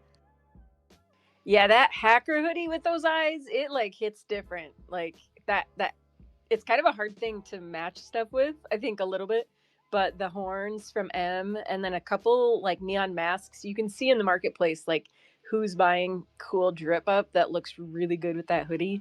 But with the emote from the hackathon where you're sitting there vibe coding and those eyes, you're like locked in to the computer on the lap the emote. So it looks like they were made for each other. And it's perfect timing to release that like right now. I like how you said that the coding emote because like I literally just zoomed into M that is wearing the red laser eyes and doing the vibe coding emote, and it Oh, looks like hmm? you know what we need now? Make another emote with smoke. Look at if you're looking at it, then like look at it really carefully. Now, what if smoke was coming right from the top where her eyes are hitting it? That would be so cool. Did you just unlock a new idea or a new concept here, Canessa? We've been going through stages as we develop, like with our backpack, for example. Like there was a time where we couldn't hide and unhide items, you know what I mean? Like it was like if your helmet doesn't let you wear an earring, you're shit out of luck. Like you know? Yeah. Hey, Or it blocks that slot. But like, what if like with emotes, it's like we could start doing 2 emotes at once. Yeah. I mean, I've definitely like come up with ideas throughout time, but just making them happen, it's way harder to actually like do it. But Let I me think it's a introduce you better to way. my friend Make. Hello, Make. Oh, You have an hey. idea? You have an idea? He knows the people to pester. Oh, I'm great. You just said in my way. I'm a pester king. By the way, huge shout to Mutant D Beast Fam Web3E. Honestly, if y'all don't know E, he comes through a bunch in DCL, but more than anything, one of my favorite people in the space. Straight up. And Canessa, wonderful to see you this morning. And you look so good last night in your pink piece. Well, I didn't even. I was like, "Is Make here?" And then Sin's like, "Yeah, he's DJing," because like the screen wasn't reloading for me. But I hadn't even seen you in chat, so I was like, I didn't know if you were like, just kind of accessing it on the road. So I have definitely missed you. I know you're moving, and that should take priority over us, I guess. But your absence definitely has been noticed. So we don't I'm want you so back yet. You got to focus on the family, but so eventually. plenty of things. One, we left Canessa. I left literally 2 hours after the Meta Beast party ended. A week ago. I slept for about 2 hours and I drove 18 hours from Colorado to Indiana with the dog, some coffee, and every once in a while a simple or a pinch. But like my whole goal of getting through this next chapter, and I made it from Indiana then to New Jersey in 12 more hours on the road. And that was like win one. But the whole time I was like, no matter what, I'm leaving, CO tonight, and I'm going to be ready for the the party last night, and it took, like I was saying before, 27 boxes to get set up. The green screen that I definitely got thinking it would fit does not in the room. Made a rig, ripped everything apart. But it was such a victory to then have at least most our stuff in the house, a lot in storage that ended, and we were able to go again and throw the party. It was such a victory. It was on my mind. Decentraland was in my heart, and we're moving forward. You know, it is okay to take a sick leave. The Decentraland, community, we allow 2 sick days per year. Those are 8-hour work days, mind you, as long as they're not within a 6-month time frame. So you can put in for that PTO. It's not paid. It's just like TO. But you can take a break, like at least once. Twice, no, but once is okay. It got The me through. breakdown. Breaks are for closers. It got me through one of the most intense weeks I have had in like at least close to a decade. This move has been insane. And we're not done yet because we get to go run back and go to the house and put a for sale site on it and sleep on some other air mattress. It's so nice to have beds and chairs again in our life. That was a nice reveal. And my kid didn't get punched in the nose on the first day of school, which is also pretty cool. That's always a plus. I mean, that's good. I like the way you say it's a reveal. Like you open a box, you don't know what it's gonna be. Like, is it our microwave? Is it the chairs to the kitchen table? Like, um, that sounds like Man, an adventure. the boxes have been a bit of a surprise, for sure. Like they say plates, and then I'll open plates, and then there'll be some shoes in there. And I'm like, I don't think they got this box right.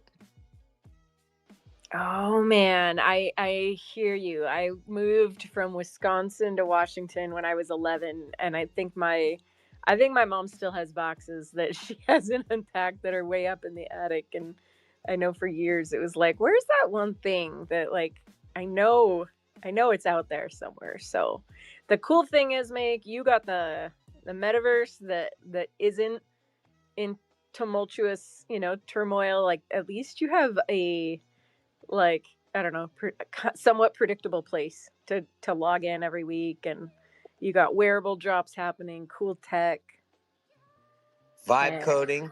vibe I'm really coding. sad. I'm really sad because it's just been absolutely amazing. Like I've jumped in, and I don't know if Lastrom's here, and I meant to say it before, but we got derailed about Telegram calls. But Lastrom is a brilliant teacher. He is such a natural. I could totally see him as like a college professor. Every time I snuck in to hear what was going on, the way and the energy, you just got to see him shine even more in this chapter, and how talented he is, and how helpful he consistently is. But I really think in this structured story, every time I came in, I was so super inspired, even if I had no idea what was going on, just by the way he was delivering his message to everybody. And again, Meta DJ, huge congratulations. We all heard 90 people in world and a hell of a party. So we are all so thrilled for you, buddy. So, Make, are you going to try to vibe code anything, or just kind of watch? We've got a lot of layers right now. I think right now I'm going to say I'm going to just support the things I can focus on and keep the lights on at the party with our friends and fam. We are, I don't know if I'm supposed to say, but cat's out of the bag. Next Friday's Meta Beast Roman party will be teaming up with Toxic herself, and we're going to throw a family affair all together. So that's, super exciting, and I feel like I'll get to lightly participate. Yeah, there's so much coming. I think delivery and staying in your lane. The one thing is, and this is just the truth. I'm sure you've all seen it when you chat with me. I have severe spelling and grammar disabilities, and the chat box doesn't do me any favors in DCL, especially while I'm trying to rage write stuff while I DJ. So like AI and vibe coding, until we could just all talk together and work it out, like what's in my brain there, like spelling and grammar. Ugh. I think autocorrect would help. I just would plead. It's like, I know we can now do different languages, but spelling, just give me a red line under my text, please. Yeah. Well, it was funny because when Toxic like typed in the CBD Discord, it's like we got translate now, and then my first question was like autocorrect question mark. She's like, no. It used to give me nightmares. Like I would be here and I'd be in Decentraland and then I'd want to say something and not look stupid, so I'd stop by Google and make sure I wasn't making mistakes. Now there's just not enough time most of the time, because usually I'm like trying to change a song or shout somebody out or talk to Mew, and I'm like, okay, you're all just gonna have to deal with my blabber.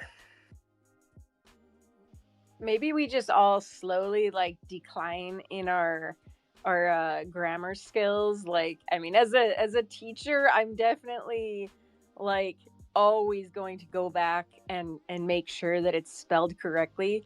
And then I've noticed like I do that less and less. I'm like, yeah, I know this is misspelled, but I can either type quickly or I can type well, but I can't do both. So you're gonna get this one. And I think it's like, I don't know, like maybe meta speak or something. Like you just kind of know, all right, they were typing fast, they were excited, or like autocorrect just didn't do its job. Like this morning, I tried to like retweet Toxic's post, and it was going to be like vibe coding with Nico E.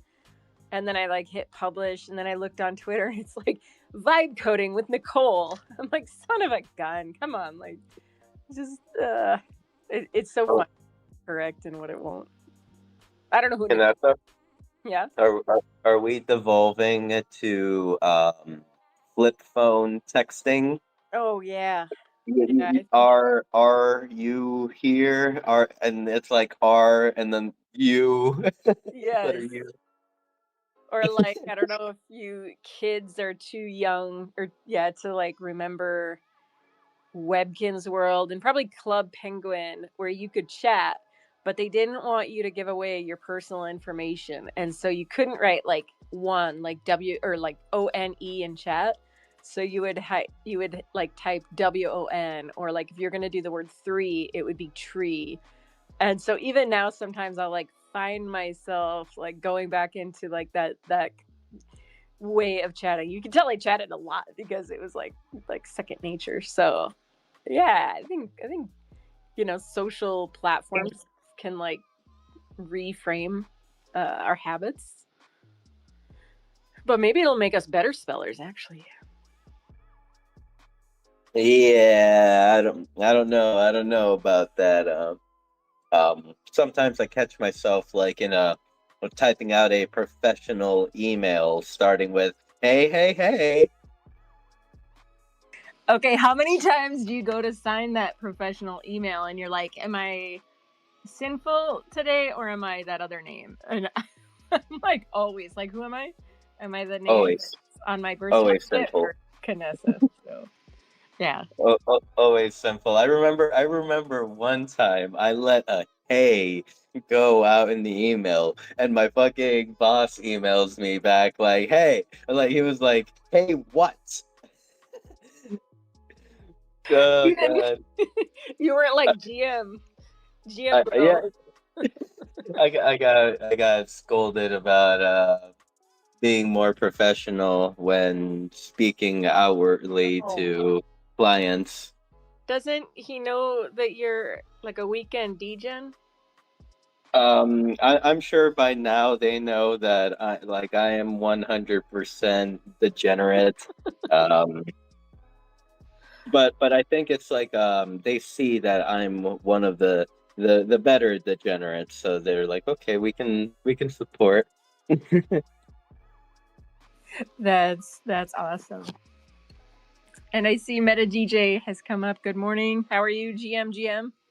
GM, hello everyone. I resonate so much with this conversation. I'm like a cat especially when it comes to interacting with AI, which I know Simful can appreciate. I mean, my mind moves so fast. I've already imagined a full metaverse world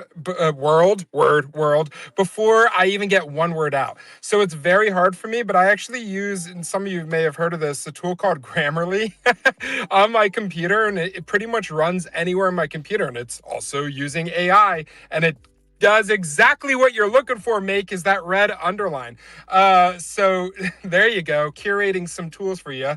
Grammarly, but they also have an iOS app if you have iPhone, or maybe they have an Android where you can have a keyboard and it does the same thing for you, Kanessa, when you're on your phone doing posts. But also, if you have an Apple device, I just got a new one and it has like the Apple AI on it, which I know a lot of people frown on. But one pro tip is it has a grammar check as well. So there's ways to do it. But what I do want to mention real quick, because I can't stay up here too long, is that actually, and I'm sure you guys won't be surprised by this, like, I'm a huge proponent of AI, but I've actually learned more with AI than I ever have when it comes to language, writing, but then also just learning and knowledge, and more importantly, learning more about myself personally. Like, I journal with AI. Like, it is the most instant gratification, self-reflection mirror that you can have. But I've actually learned new words from it, because if you interact with AI in more of a collaborative nature where you're orchestrating, you're directing it, you get the feedback, you go and you take action from there. Like if you were your own personal CEO, but you still read what it gives you. Key thing, read what the AI gives you. Then you can learn just like you're reading a book, but then you can take action from it. So in the theme in lieu of vibe coding, I encourage you to all read your outputs, and maybe over time you can learn a little more to not lose the human language and form of communication. Last thing I want to say is I'm so thrilled about this vibe coding hackathon that's going on. And it was an honor and privilege to kick it off for you guys. I essentially vibe coded that whole experience. I mean, Toxic reached out to me the moment they were planning this, and she's like, Meta DJ, I came right to you. You're the perfect fit. I hope you can do it. I was like, oh yeah, I'm doing whatever it takes to make it happen. So we had a really good time. All the music was AI generated, and I know you guys have been hearing that, and things are really starting to heat up. So thank you guys so much for the support. Awesome event. I think we got the music playing in World on Loop. Toxic said they were going to do that. So if you guys missed it, you can still enjoy the vibes. And yeah, I'm not participating in the hackathon because I'm actually going on vacation, and I haven't gotten too deep into world building yet. But besides building a 3D world, I've essentially built my entire world with AI, and I say that proudly, even if I do lose some grammar with the tool. So anyway, I'm gonna pass the mic. But shout out to Make too. I couldn't make it last night. I saw that picture of you moving in, and I was like, oh yeah, all that's DJ gear. Where's the other truck? So anyway, big love, Make. So excited. We're real close, guys. So you never know. You know what that means. Make and Meta DJ are like 2 hours apart now, so nothing can hold us back. Okay, I'm gonna rest my mic. I'll hang here for a few more minutes, but I gotta do some IRL things before I go on a vacay. No question. The next time we get together, there will be a live collab Meta Beast Roman party. Neon Pulley might live in one direction, but the future is going to be on the East Coast, baby. Let's go. We'll Oh, use cool. that neon pulley to like pull Minotaur east. No, are we gonna do like a week? Like, are we really doing East Coast, West Coast? Because West Coast is the I best feel coast, like and we're closer Colorado to was the mid mountains. coast. And We're closer to the mountains. We'll get them first, guys. no, I'm Like taking physically. Minotaur. I'm No, we're taking that building there. MFer. I'm gonna chloroform him and duct tape him in my No, basement. no, I got the white van, bro. I'm down just for a coast to coast tour. We don't need to be grounded to one spot. We could be truly meta. So let's all keep building. Meta DJ, can we fly next time? That drive effing sucked. I We dare anybody else. I want to see somebody else make it in less than 2 days from Colorado solo. Make when I moved from Wisconsin to Washington, we had a black Labrador, a cat, a hamster, a goldfish, 3 kids, a mom and a dad in a Ford van Like, so, and we thought that my parents thought they lost the cat in Montana, but they never told us kids. So, just so you know, Listen, I drove for 18 hours. Like after the Meta Beast party, literally 4 a.m. rolls around. The kids and wife are up to fly, and I get in the car. I shove the DJ equipment in the car, and we drive. I was on the phone with Pinch, lost right at the end, looking for like finally at like 18 hours into the voyage. I'm like, okay, I gotta go to bed. I'm starting to hallucinate. Pinch, save me. I feel like you're here. And then I pulled into the first like hotel we thought that would take dogs, and they said they took dogs for $100 or whatever. And this dude straight up looks at me. He's like, "Yo, $500." And I'm like, "Wait, please don't f with me right now." So I went from the really nice Hilton experience that I thought I was about to stay. I could see the pool like from the thing. I see a hot tub. I'm like, "Oh, this hot tub's gonna be nice." No hot tub for Make. Then we stayed in a hood spot, and this is the best part. So I got the dog out of the car, and I was trying to get him into into the room, and it was super sketchy. He decided he did not want to be in that room one iota, and as soon as I went to put him in that so I could go, this little mf'er goes running down the hallway. He's like, "Nah, I'm going back to Colorado." And I was peg legging chasing him because I was so stiff. And I'm running down the hallway trying to catch the dog. The dude's like, "What's going on with the dog?" And I am running through. I tackle the dog. Then I had to take, like, hold him on my leg and take all my crap out of the car. Oh, girl. That sounds like a movie scene. Free Willy. Yeah, have you seen like National Lampoon? Like, isn't well, I don't want to say what happened to the dog in that movie, but yeah. You're like totally Chevy Chase. I'm sorry, you totally are. I'm Make kind Chevy of Nate. is. You can make pretty much any chaotic scene like the most hilarious, most enjoyable story possible. So I appreciate that so much. It was the hottest day in the year in New York, and we're setting up DJ equipment. Oh my gosh. Yeah, I'll never forget that. I think part of my sweat's been forever ingrained in that bar. Yeah, that was wild. That was wild. We running it back, baby. More air conditioning, Yeah. less drama. Yeah, if anyone can, we're going to start a GoFundMe for our AC for our future Meta Peace parties. If you guys want the vibes forever, even if we could program it with AI, we're going to need some AC for the data centers and our DJ vibes. So please, you can find it at, no, I'm kidding. Anyway.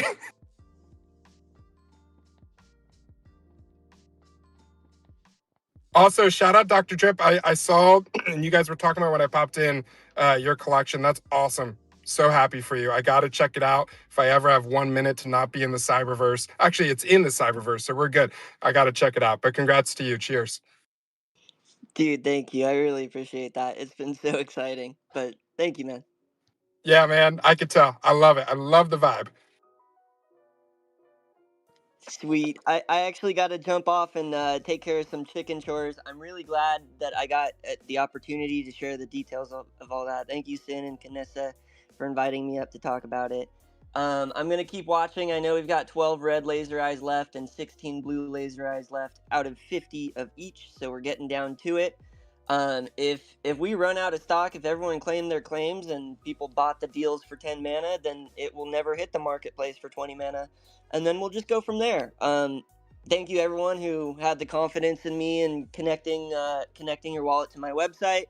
I tried not to share links. I tried to either tell people it was the same as last time, or I share the subdomain without the HTTP so they can type it in themselves. It is sketchy. Sharing links and connecting your wallet to things. So I think maybe real quick I should mention that because the problem is not that I'm legit and I'm going to tell you guys to connect your wallet to my website, because I mean that's true, but the problem is if somebody comes and creates a drainer website that looks like my website, they're going to be telling you that it's legit too. So I am going to make some extra security measures. I saw one Web3 website that had a top banner right below the URL bar, and it said, "Do not continue with this website unless it says rewards.drdrip.com." I don't remember who it was, but that's what mine would say. to make sure, just as a visual that's always there to make sure you're only connecting to that site. People will get familiarized with that site as it gets more popular, but in the meantime I had to run around like a sketch ball trying to get people to connect. So thank you anyone who did. We're gonna, this is an alpha test. There haven't been many problems. I am so grateful for. But I'm gonna keep watching. Em and I are both gonna keep watching and make decisions on where we go from here, what the next plan is. But we're obviously gonna keep cooking. This is the first time we got this tool up, and it's working so well that I think there's gonna be plenty more coming from our end. So thank you. I gotta keep saying it. Thank you, thank you, thank you. Anyone who's supported in any way, whether it's retweeting a tweet, commenting on a tweet, grabbing your free claims, buying a mint, even selling on secondary for any price. That don't. This isn't. It's no longer the time to feel bad about selling these items. I love it. So thank you. Every time someone trades, I think that is. I feel like it's something new for the culture. I mean, it's not the first time people have had to trade wearables, but this is like an event for trading. Like, so I think it brings a lot of new aspects to the Decentraland marketplace. I'm really excited to demo it and kind of show off, where this can go. And I do hope to release this as a public launch pad at some point. So that's all I got. Thank you guys. Oh, and before I go, I'm gonna go do chicken coop chores. It's Saturday.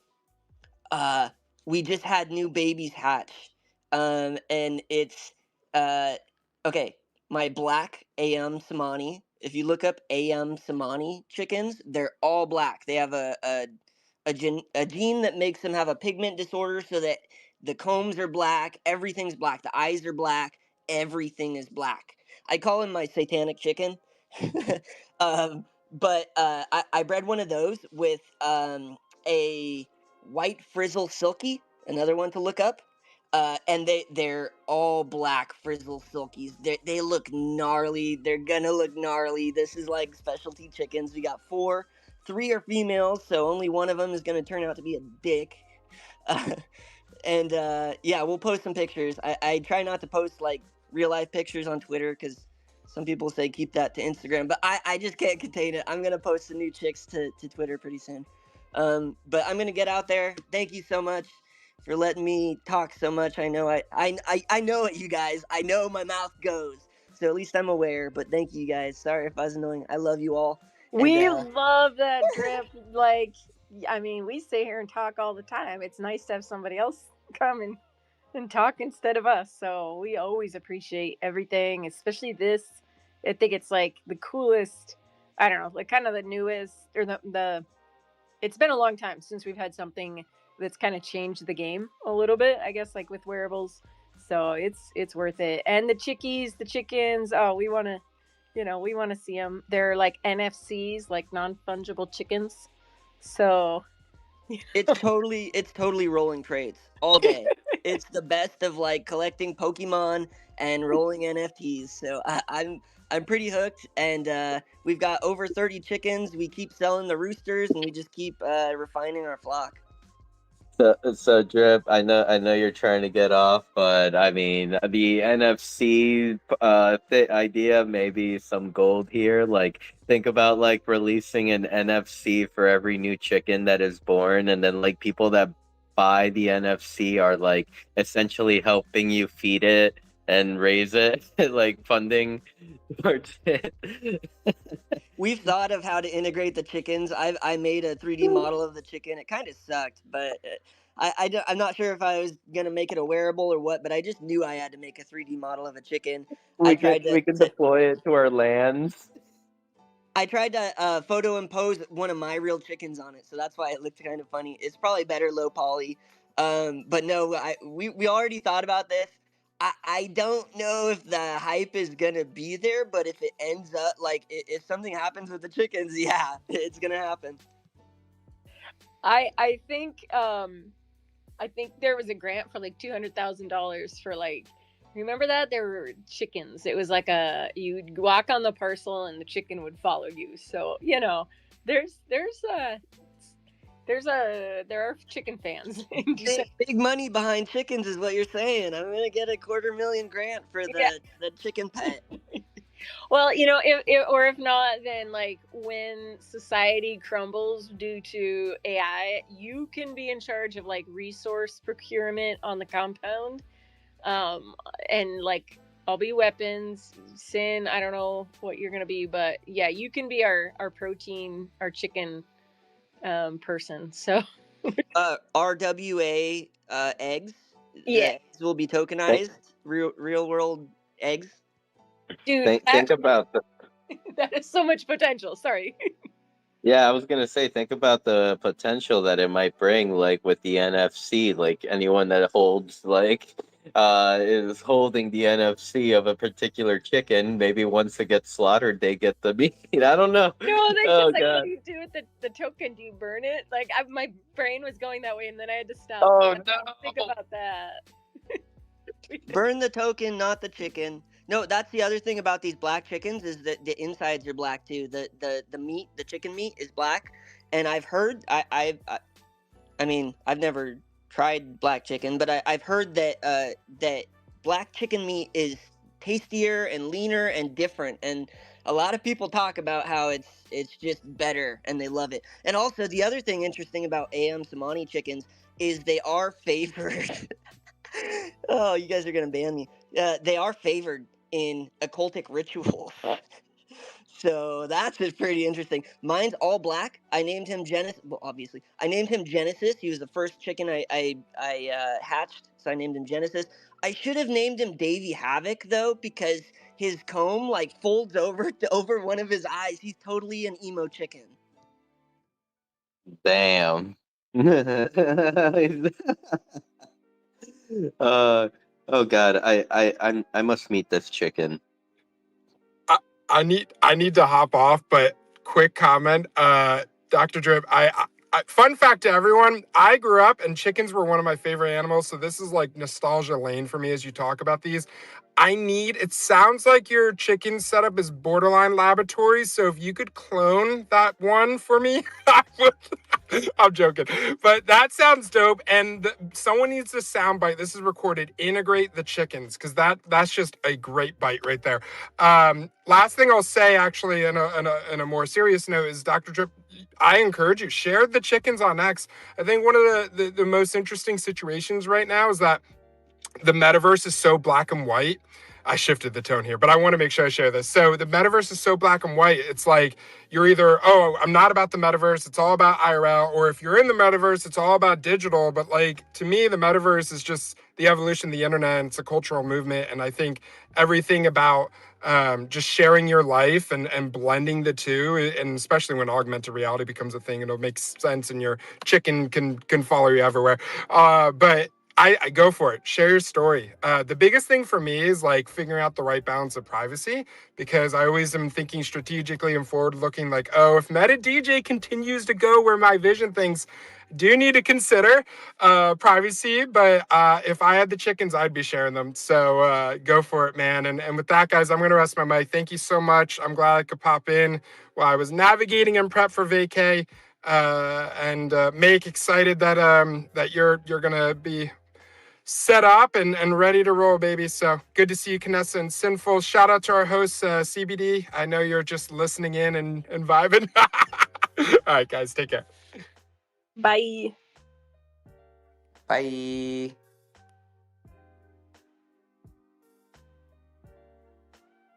I think I gotta jump to you guys because those chickens are pretty stinky out there. We've got a huge coop.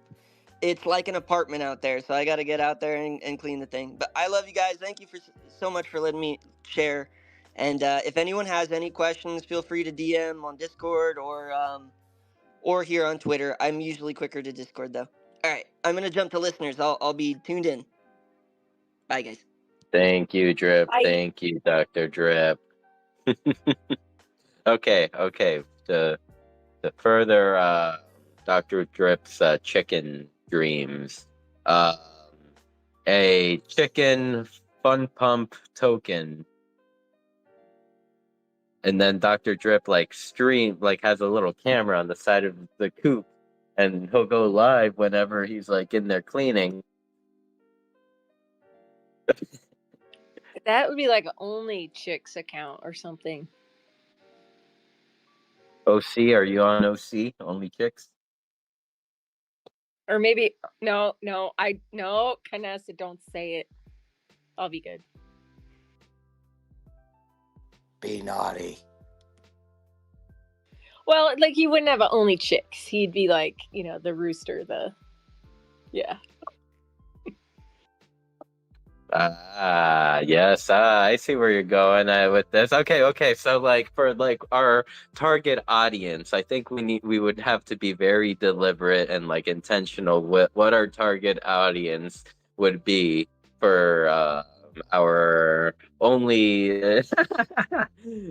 for our platform here. It's like upon signing up, it's like this is not for what you think it is. This is for roosters. Oh my gosh, the searches. If you're like, okay, what was the website again? Let me just look that up. And oh boy, I got 2 things on this subject that are amazing.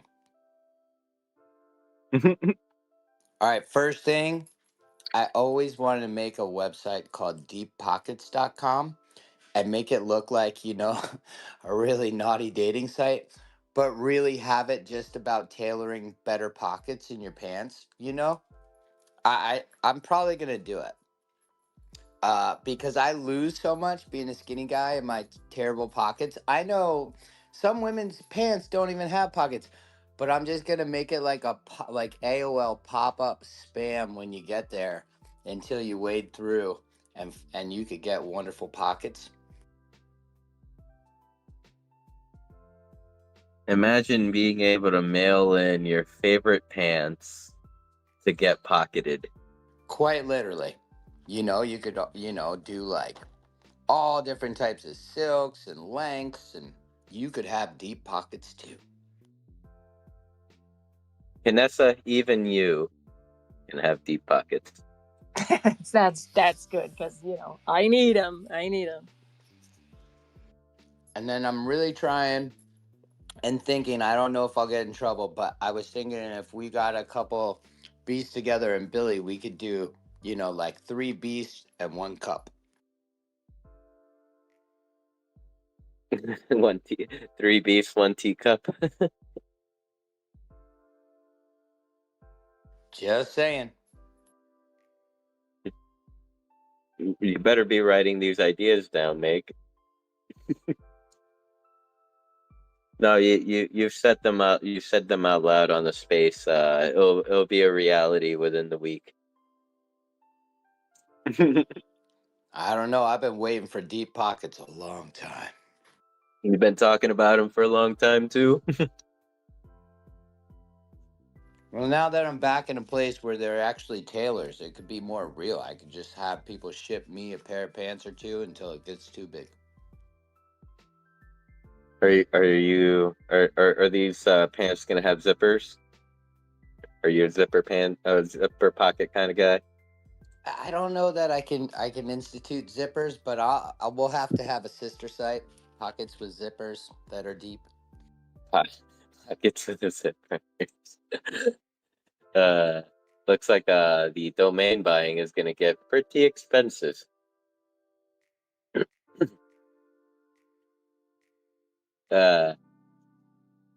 Lol. I'm just scrolling through Twitter here, and I'm seeing some of like, just the newbies in crypto like freaking out about like all these dips and stuff like that, and I'm over here just like, this is normal.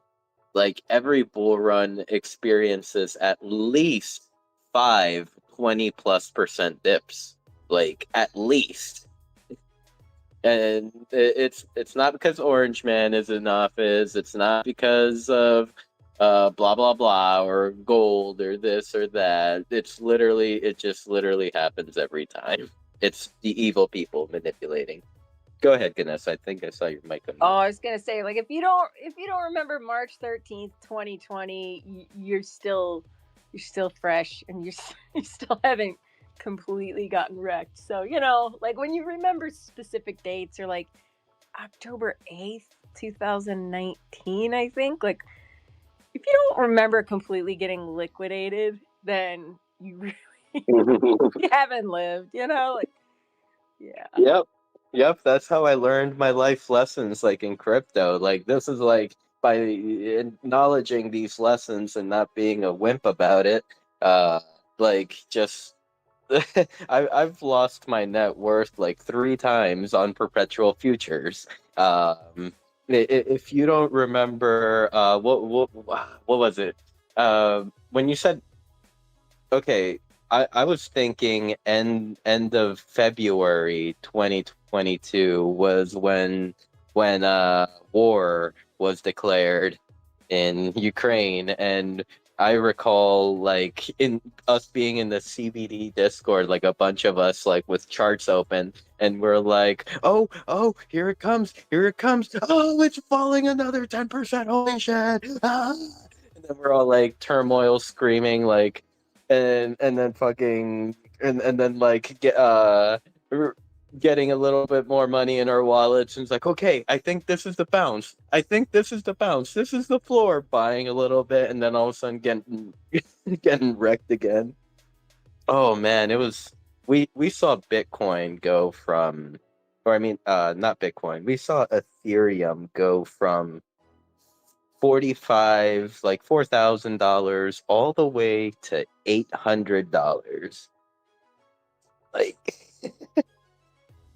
Oh, I remember being like, I don't want to buy ETH. It's $88. What if it goes to 40? I don't want to buy it. Like, not right now. you know, it's funny how like what you just said reminds me of that meme that it's like it'll be like I guess let's use the Drake meme of him like being like, oh gross, or like the him pointing like accepting, like it's like Bitcoin dipping down to 20,000, everyone's like no, and then it's like Bitcoin Bitcoin go at all-time highs, yes, perfect time to buy. That sounds like my brother when I'm like, yeah, you should buy Bitcoin, and then he buys it at 60,000, and I'm like, you did? I didn't say buy it at 60,000. I told you, you know, I was like telling him at a much lower point. So then I don't know. It was like a tense 2 years. I could never talk about crypto because What you mean, Canessa? He's doubled up by now. yeah. Now I'm sure he is. I asked him about it. He's like, yeah. Like I'm like, come on, okay. You didn't like. I guess it's still a touchy subject. I don't. Yeah, like It's no only vet. touchy because he sold it, probably. Oh, maybe. I mean, no, like Thanksgiving 2017. Like there was some crazy conversations. I'm sure when everybody's like, "What's Bitcoin? What's cryptocurrency?" And like I remember, kind of like oh, what a ride. But I will say, you know, like there is also that tiny window of also like if the downs are that insane, sometimes the ups are that insane, and it's been a while, you know, like logarithmic regression and all of the good stuff from like the 4-year cycle. I mean, we're coming on the 4-year cycle. Like happening was last year. We got all these like things going, the bullish flag and the bearish, you know, whatever. Like at some point it's gonna change, or my hopium is still just running strong and my hopium tank is gonna go out at some point. But I think like really we're gonna look back at this and be like, oh my gosh, we had no idea, you know, because it's a technology that's gonna change the world, and it's not gonna happen fast. Obviously, like there's a lot of things pushing against it, like, you know, the institutions want to you know, load up before they let it rip, and then like social political stuff. But I think also like as far as our circle, the metaverse and digital worlds, the tech is still being developed, you know, like just think about where we were at a year ago with AI, and then what we're doing right now, especially for the hackathon, like looking at what we can do. It's moving so fast. So buckle up. Like, there's a really good quote that's like, when you're getting on the rocket, you don't ask what seat you're sitting in. You just get in and buckle up. And I think that's where we're at. We're loading the rocket. that is exactly it. And hope it doesn't blow up. Well, some of us might survive. I mean, if it does, it's just like, hope you're one of the ones that survive. I mean, you know. Yeah, just gotta hope. And if you do survive, it's a hell of a story. Yeah, I mean, I wouldn't want to have like boring stories to tell my grandchildren. Like, yeah, I played it safe. You should see my 401k consistently yielded, 0.7% annually, and now look at me. I'm, no, I want to be like, guys, let me tell you about Pump Fun. And there was this time in January when this coin, the president put out a coin, and oh my gosh, no, I think I should not tell the kids these stories. Be like, guys, how I always like encouraged college. Like, I think community colleges are actually way better than universities, and it's not because I spent your savings on a pump fund. It's because I really believe this to be true. In turn, I actually used your your savings so that you can go to community college. For the record, I did not spend my kids' savings for shit coins. Officially, my dad got himself a pool with my college to savings, and then I got student loans. It went great. Yeah, I mean, I worked hard, so I would want them to follow in the same footsteps. I had Hispanic parents. College funds don't exist until it's time to worry about it. Oh yeah, my parents didn't have college funds either. They were just like, you're good. You like work hard. 40 years later, you'll work your way up. So I'm like, thanks. Quite literally, it was like, we didn't really know if you were going to college, and the family really wanted a pool, so What? How What was the was that pool? like? I don't know. I went to college and they got a fucking pool. But did they let you swim in it? You got rugged. Swim in it. I did get rugged. It's been a family affair, but ultimately they moved and it worked out terribly. They got divorced afterwards. So I guess I don't know who had the last laugh, but yeah, pools. Did I lose Make? Yeah, you must have, because he's talking. Oh, Am I so back or am I gone again? yeah, I can hear him on the PC on the Decentraland account, but not on me. So I'll be back. I think I have some hi. dead spots. We're so back. Definitely some dead spots. The mesh network is still in Colorado. Well, now I hear you. Now I hear you, Make. Welcome back to the Mule Ears. And I want to give a shout out to Paddington Bear for pulling up to La Cantina. Thank you so much for your time. And yeah, hope you enjoyed the conversations. Go ahead, Make, before I rudely interrupted you. Oh, I was pretty good. I was just complaining about parents' mesh networks. I will say, I think the most I got upset about crashes since we were going when I first bought my first Ute for like $3,000 or something, like tubes. It was totally nuts.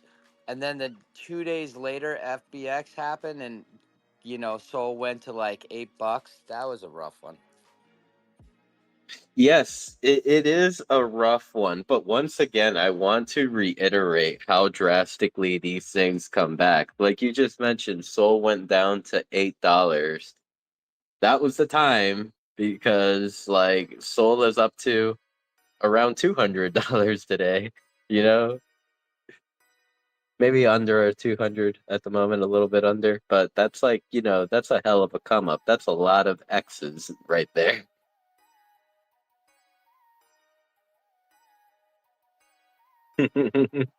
Same with ETH. So to any newcomers, any new crypto dwellers and stuff like that, like new aspiring crypto degens, please don't be like me. Don't be scared of the dumps. Not financial advice, but if it's a solid token, you know that it has its backing. You know it has its people, community, governments trade it. It's most likely going to be okay.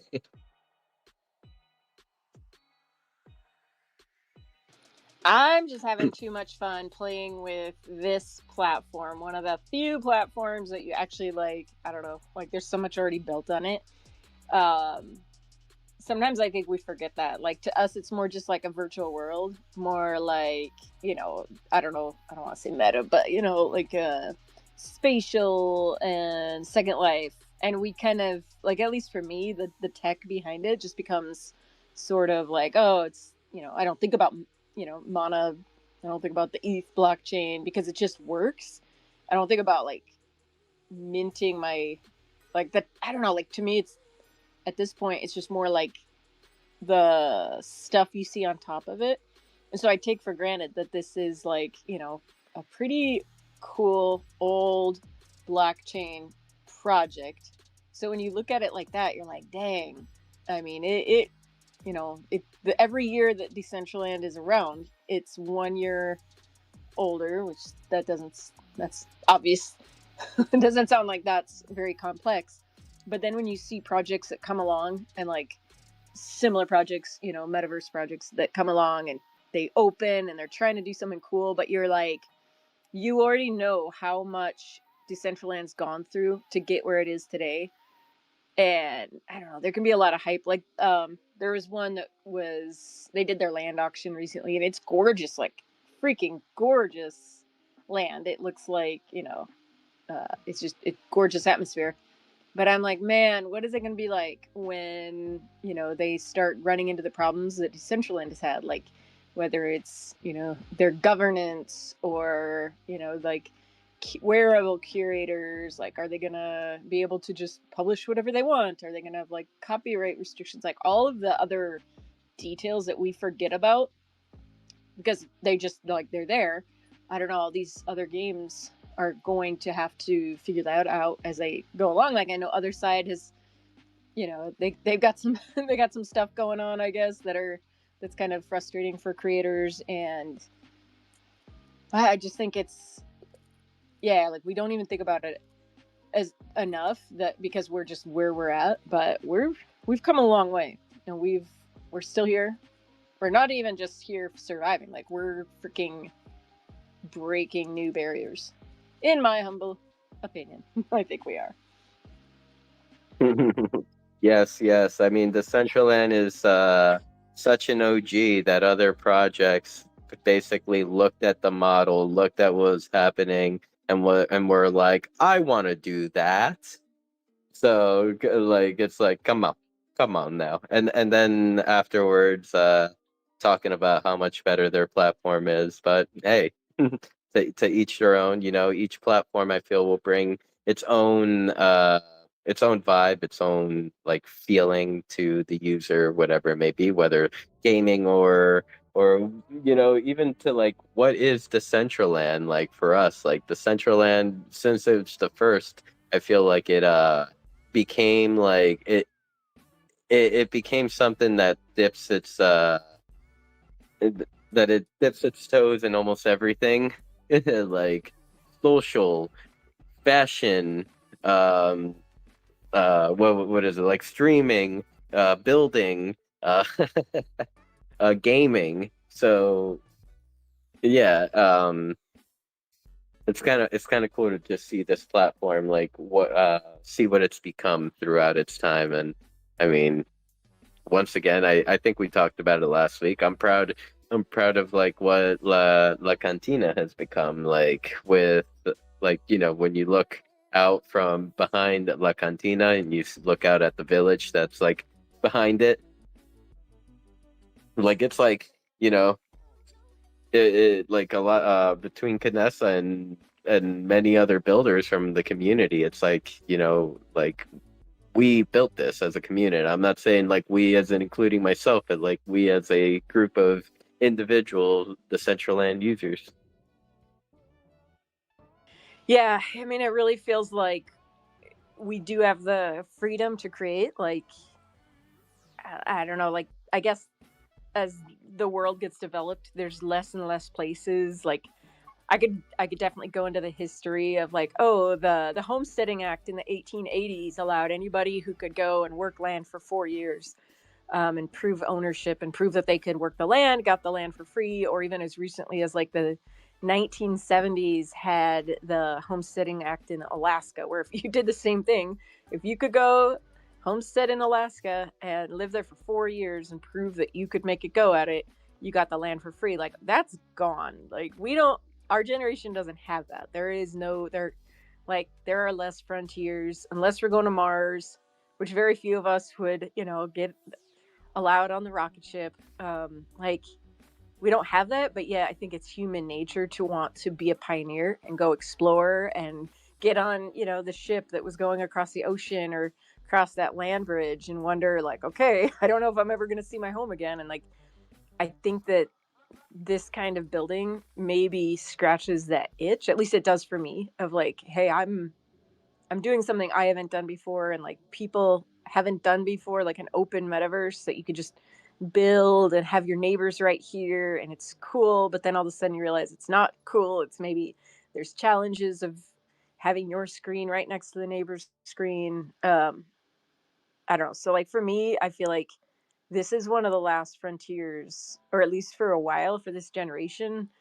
Um, it's just harder to find those frontiers than it used to be. Like, um, so then when we find it, and like you said, a group of us together, like last week when we were standing there looking at that area that's like CBD district or Cantina, um, it made me think about the original, like the founders of Decentraland, and they had the idea of districts. Like they wanted to make districts happen, but not a single one of those is like a cohesive, comprehensive, functioning district. I know Etheria is still run by Carl Fravel, but like I don't see, maybe I'm just not in the circle. I don't see something coming out of that as that's like a district initiative. It's if I am missing it, please let me know. But otherwise, like it kind of had to be done like this, like small groups of people building, not because they thought, okay, if we build, we can keep this land, like just building for the sheer like joy and challenge of it. I think that that's really cool that we've been able to do that. To your comment about, you know, the particular district that you named, I'm not sure. I know there have been many attempts to kind of bring what you mentioned to it, and were met with just, I don't know, just weak leadership, things happening. So I don't know. Yeah, I mean, I think that like I'm sure that there's, initiatives that they've wanted to have happen. And one thing that I can say for sure is like it is hard to create and plan and execute events in Decentraland. Like that is not easy. It takes a lot of work, a lot of organization, a lot of people who are wanting to like pitch in and help. And I feel like that out of all the positions or like, jobs in Decentraland, like if you're a community leader or a DJ or what, but like an events planner, that is a really hard but like needed job. And I think that like you can feel when something's cohesive. You can feel when it like when cool stuff just happens. And I don't know. I think we need more of those kind of people. Like more people hosting their own events, like making cool stuff happen. But like I said, it's a lot of work. It's hard. Yeah. Yeah, I don't time. gotta tell you. Time. I know you know. Time is the most important one. I'm over here just looking at land. I think I have a problem, Kanessa. I think I have a problem here. Just looking away at all the lands that I could have that could be in my wallet. Yeah, and what are you gonna do with the land? Like, I think at some point, like, Have you built on it, of course? oh, okay. Because I'm like, man, we Yeah, gotta I had get, a plan. we gotta get other people building on it, and then like, but I don't know. Like, I had this thought: does that prevent them from buying their own land? Like, would it be better to be like, no, you can rent or buy your own land? Like, I think we I, should I mean, let I people do mean, I their think own. I think we're so far off from that question being the issue at the current market state of land. Like, I do know where you're coming from. Like, and that would be like the issue that we ran into, like when we were in the 2021 bull run and stuff like that. That, like, land was expensive. But I mean, I think for now, I mean, it's okay to have a bunch of land and offer it to people. Perhaps like in the future, like if we ever get back to the craziness, maybe it would be smart to like kind of do like a what you mentioned, the work the land kind of idea. It's like if you work the land for this long, we'll give you an option to buy at you know at a price that will not be $15,000 a parcel. Oh my gosh, let's do that. Let's CBD just buy up a bunch of land. If somebody takes it, uses it as a venue for 12 months, they can have it. Well, not only you, well, I would even go as far as like make events, make an event, or be active within that space. Like you actually use it, uh, bring people to it. I just shout out Mary Shark because I have lent land to many, many, many dozens of people in Decentraland, and like Mary Shark and what she's done with Face Moons is she's done the best job of like building on land, like being into it, actually developing it, being regular with events, and then eventually like buying her own land. And that, yeah, like Mary, you tell, you tell you me, make me so Canessa. happy. What's that? Tell me, Canessa, was that moment of like finding out that Mary bought some land? Was that kind of like a moment of like you like being mama bird and just like eating your chick off the nest and saying fly? I don't think so. I think Mary is too established for me to be a mama bird. It was more like we're in the same flock, and I saw like a flock member fly, and I'm like, hell yeah, like, Hell yeah, yeah, brother. yeah, like Mary got there on her own. I don't think anybody needs me to, like there's a lot of ways to do it. I'm super happy and super proud that like she made that happen for herself. And like maybe I let her use land for a while, but like there's a lot of people who helped her and helped others, and like we just help each other. Like she helps me, I help her. Like, I mean, I think it's really important. Like we actually don't even appreciate that, and I kind of appreciated it more this week when I saw some people come in from outside for the hackathon, and like listening in on some of the things that are being said as they're trying to find teams, and like this is competitive a little bit, and like it totally brought up the meme in my head because I'm a Marvel fan, but like Black Panther, actually Black Panther, yeah, was it Black Panther when Bruce Banner comes to Wakanda and Sam tells him to bow to T'Challa, And so Bruce Banner does, and then T'Challa's like, no, we don't do that here. Okay, so like that's the meme. I feel like saying that to like maybe some of like the competition for the hackathon. Like, I don't know. I had told somebody like, we're not really worried about that here. Like, we're just gonna work together. Like, if I don't know. Like, it just was a reminder that that's a big part of our culture here. Is like, if I need help, I'm gonna go ask you, and chances are good you're gonna help me. And then like when you need help, you're gonna ask me, and I'm gonna help you. And it's just not as competitive and cutthroat as it used to be. Like 2022, that was a different story. Like, don't you dare say an idea out loud, because like 10 people are gonna go copy it and put it out on X the next day.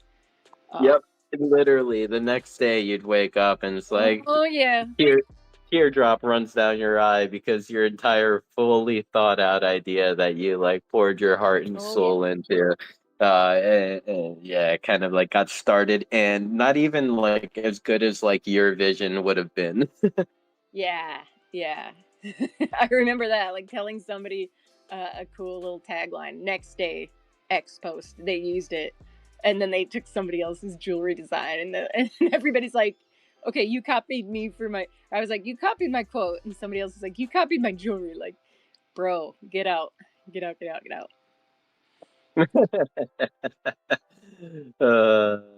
that was the vibe back then. We really also like, I mean, a lot of times we need to kind of sit down and really appreciate like the culture that we have kind of um all developed here, like within CBD, within Decentraland, like for the broader community, like we definitely do have a good I'm almost here calling it like company culture, but no, it's like just overall community culture, like just a group of people culture. uh, we have a good civilization. Yeah, and a good civilization doesn't mean it's always perfect, because I know somebody will be listening and be like, you guys, like you're tone deaf, you don't get it. But like I actually think that, like, I mean, conflict should have a place here. Like, it in your family you have conflict, in your workplace you have a conflict. Like, we would be so naive if we were like, yeah, we made this culture and it's perfect. Like, it's not. But when we do have conflict, at least, like, I don't know, we survive whatever it is. And not saying we're good, like, not saying we fix it, but if yeah, like, it could be so much different.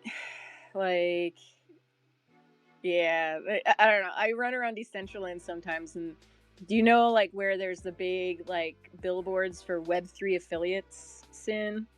Like, do you ever go by that? Like remember that one, Web3 affiliates, and they still, the billboard is still there advertising. Like, oh my gosh, what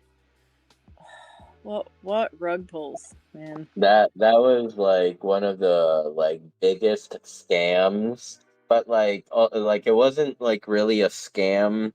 Like it was kind of a scam towards us because a lot of people from like the Decentraland community did buy in, but like it was even more of a scam for like the Facebook crypto crowd because like that's where they like drew in their like I think I like one time saw that they had their like Facebook group was like thousands and thousands of people in there, and they were like minting out NFTs and shit like that.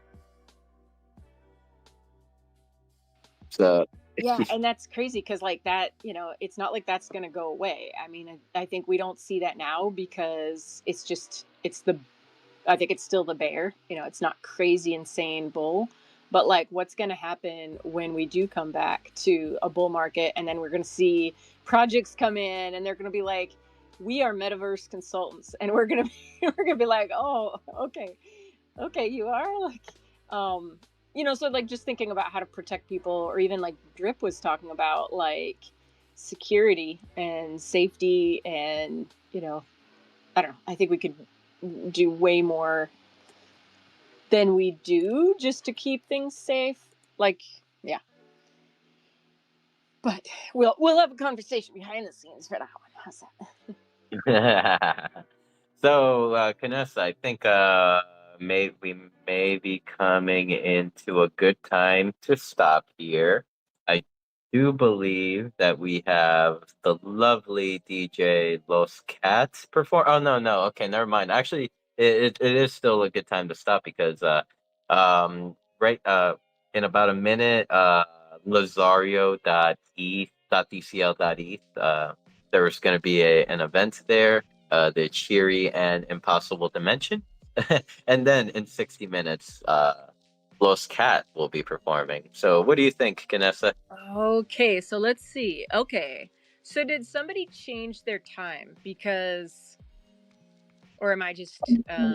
Yes, because usually at the 3 hour mark, that is when Los Cat goes Okay. live. All right, cool. I like if everybody can fit their time in. That makes it so much easier. Although we do want the problem to be there's just too many events. Like that's what we need to go for is like conflicting events. That should be our end goal. But this certainly is easier to not fight. Too many events and too many people. That's what we need. Yeah. That would be the best problem ever. We'll get there when we have to go party hopping again. We're gonna love it. We're gonna love it. We're gonna have like teleports, right? From like the beast hideout to the, I don't know, the DJ that's like a giraffe or some weird shit like that. It's gonna be epic. DJ Giraffe in the mix.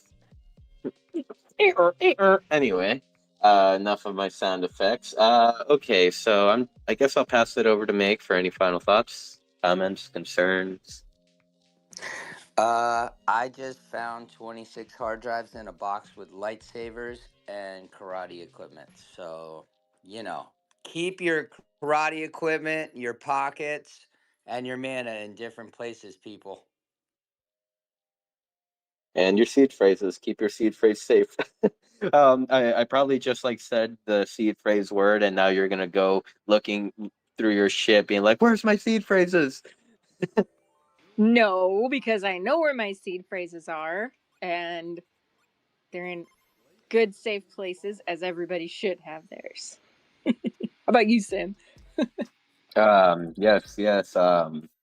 I actually had a cavity surgically implanted somewhere in my body, and that's where I keep my seed phrases. You remember my idea was to get a tattoo of like all the things in your seed phrase. So it would be just like some crazy random shit, but that's your seed phrase. Is like, like butterfly, giraffe, spoon, like precipitation. like what? Okay, and what is this that you're putting on you? And you're like, don't worry, my grandchildren will understand. Yes, my grandchildren have the blueprint. Oh my god. Okay, alrighty, Kanessa, any final thoughts, comments, concerns, even though it all go back to yourself? Just thank you for hosting the space until I could get here today. I appreciate it and appreciate everybody spending time with us today, and just keep building some awesome shit and be safe, you guys. Yes. Thank you, Kanessa. And thank you, everyone. The space has been great.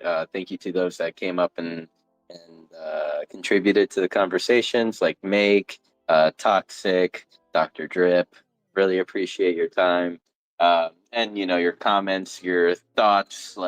These spaces are in reality like a space for everyone to speak at, and it's less about us and more about everyone else. So definitely, if you ever feel like you want to chat about something, a certain topic, see what people think, this is a good place for you to come and speak. Let's take a look here. See, like I said, the Cheery and Impossible Dimensions event is starting right now at lazario.dcl.eth world. We have DJ Los Cat performing after. Then after DJ Los Cat, there's Mr. J Stickle live community Q&A and Project Help event. And followed after that is Toxic made an amazing joke about this, Canessa. So earlier I asked, so is since Toxic joined the ABC team, is it gonna be ABT Decentraland? And she said, no. It's still ABC, but she brings the D to the tours. Does. Wow. Okay. I have so many questions. The D as in Doge Busters. So it was great. I had a big lol. Go ahead, Make. I was just gonna say I can't wait to see that wearable. Yes. So we have ABC Decentraland tours in 3 hours. In 5 hours, the Meta Tribe is going live with their weekly neighborhood party brought to you by Crypto Minotaur, followed by Metaverse After Hours with Austin DeSheni. Then tomorrow, Sunday, we have the Helvidians, who have been very, very, very active lately, trying to bring in artists and musicians from their part of other sides of the world, and they're encouraging them to come in, want to stream and show off their work, and potentially even win some rewards from it. So love to see that the Helvidia group is active and trying to bring people to our beautiful world. You Sponge Lazy Sundays tomorrow, of course, so make sure to pull up to that. Hosted by Toxic Waifu and Me Green Doge. And then oh god, I just saw the events posted, but I think the date is wrong. I'm gonna have to tell oh wait, the time might be wrong. I'm gonna have to let Toxic know. But it looks like the Beyond the NFT Hackathon edition event is listed on the events page. Beyond the NFT will be hosting Toxic Waifu tomorrow, and we're going to talk all about the hackathon. I do want to extend the invitation for any of you hackathon participants. If you would like to join the conversation, you are definitely welcome to. I would love to meet you. I would love to have you share your ideas and thoughts about the hackathon, and maybe even share how it's helped you grow as a creator in your own realm. So please, if you're listening and you're participating in the hackathon and would like to be on the show, you could always DM me or find me in the CBD Discord. Just tag me and say hello to the Mew. Let's see, besides that, on Monday, there is a monthly community meetup. Let's see. Oh, I'm trying to click on it. At 5 p.m. UTC, I believe that might be like 1 p.m. EST. So, yeah, that will be happening. We have... what is this? Okay, I think it's on Monday, but like Mo Beats edition. Oh no, never mind. It's Meta Tiger and Mo Beats. Okay. let's go, Stony. So Stony is doing some Mo Beats with on Monday, I believe. I'm kind of confused, to tell you the truth. There's a Build Your First World workshop with Canessa on Monday as well. Monday's looking good. And then there's MoFi on Mondays, followed by Beyond the NFT. Like I mentioned, we'll have Toxic. And of course, keep an eye out for the absolute basics of building in Decentraland events with our lovely Canessa here. All right, I'm going to stop rambling now. Let's get to Lazario's event if we haven't jumped there yet. And yeah, let's continue to enjoy some Decentraland events. Thank you, everyone. Have a wonderful evening, and I will type in chat in world where we can go for the next event. I already beat you to it. Ah, yes, yes. Thank you, boss. Thank you. I made sure to set up all nicely, and I was telling everyone, you're showing up, you're the boss around here. You're showing up at boss time.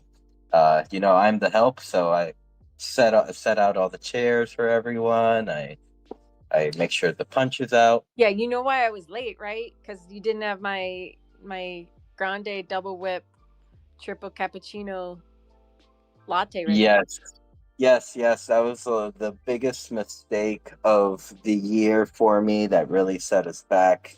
Um, Yeah, quite a we're bit of gonna talk. time. We're gonna talk about it later, but we're gonna. Maybe it's a good time to do your yearly review. Oh boy, guys, I'm getting fired. I've Uh, got some questions. I'd like you to rate your own performance on 1 to 10, and then submit that, and then I'm gonna go over your feedback with you.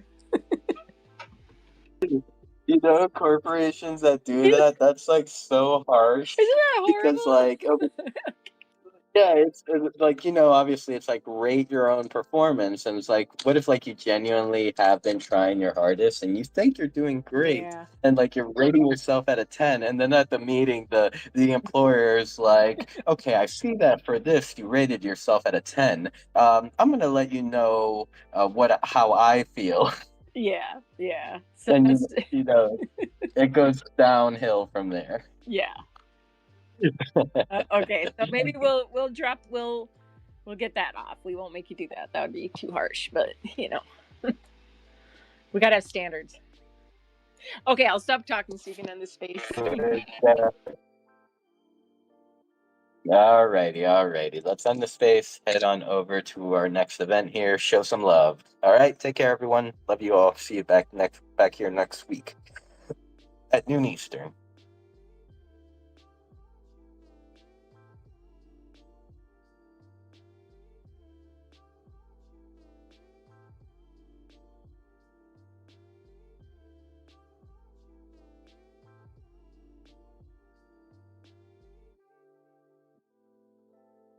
I'm like trying to end the space here, and it's not even letting me.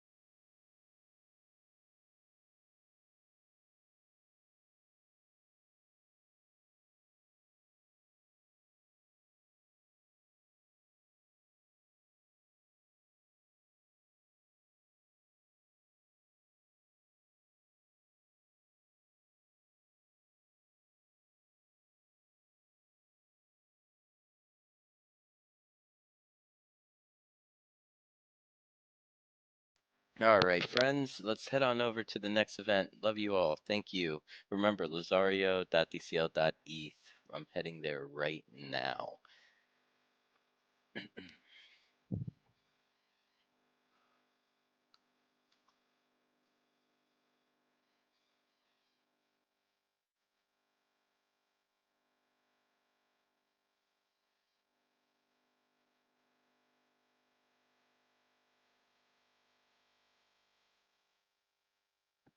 Yo, we had Horace in the Twitch stream today. Thank you for joining, Horace.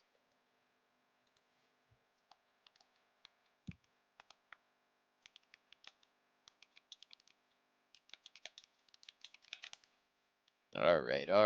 So,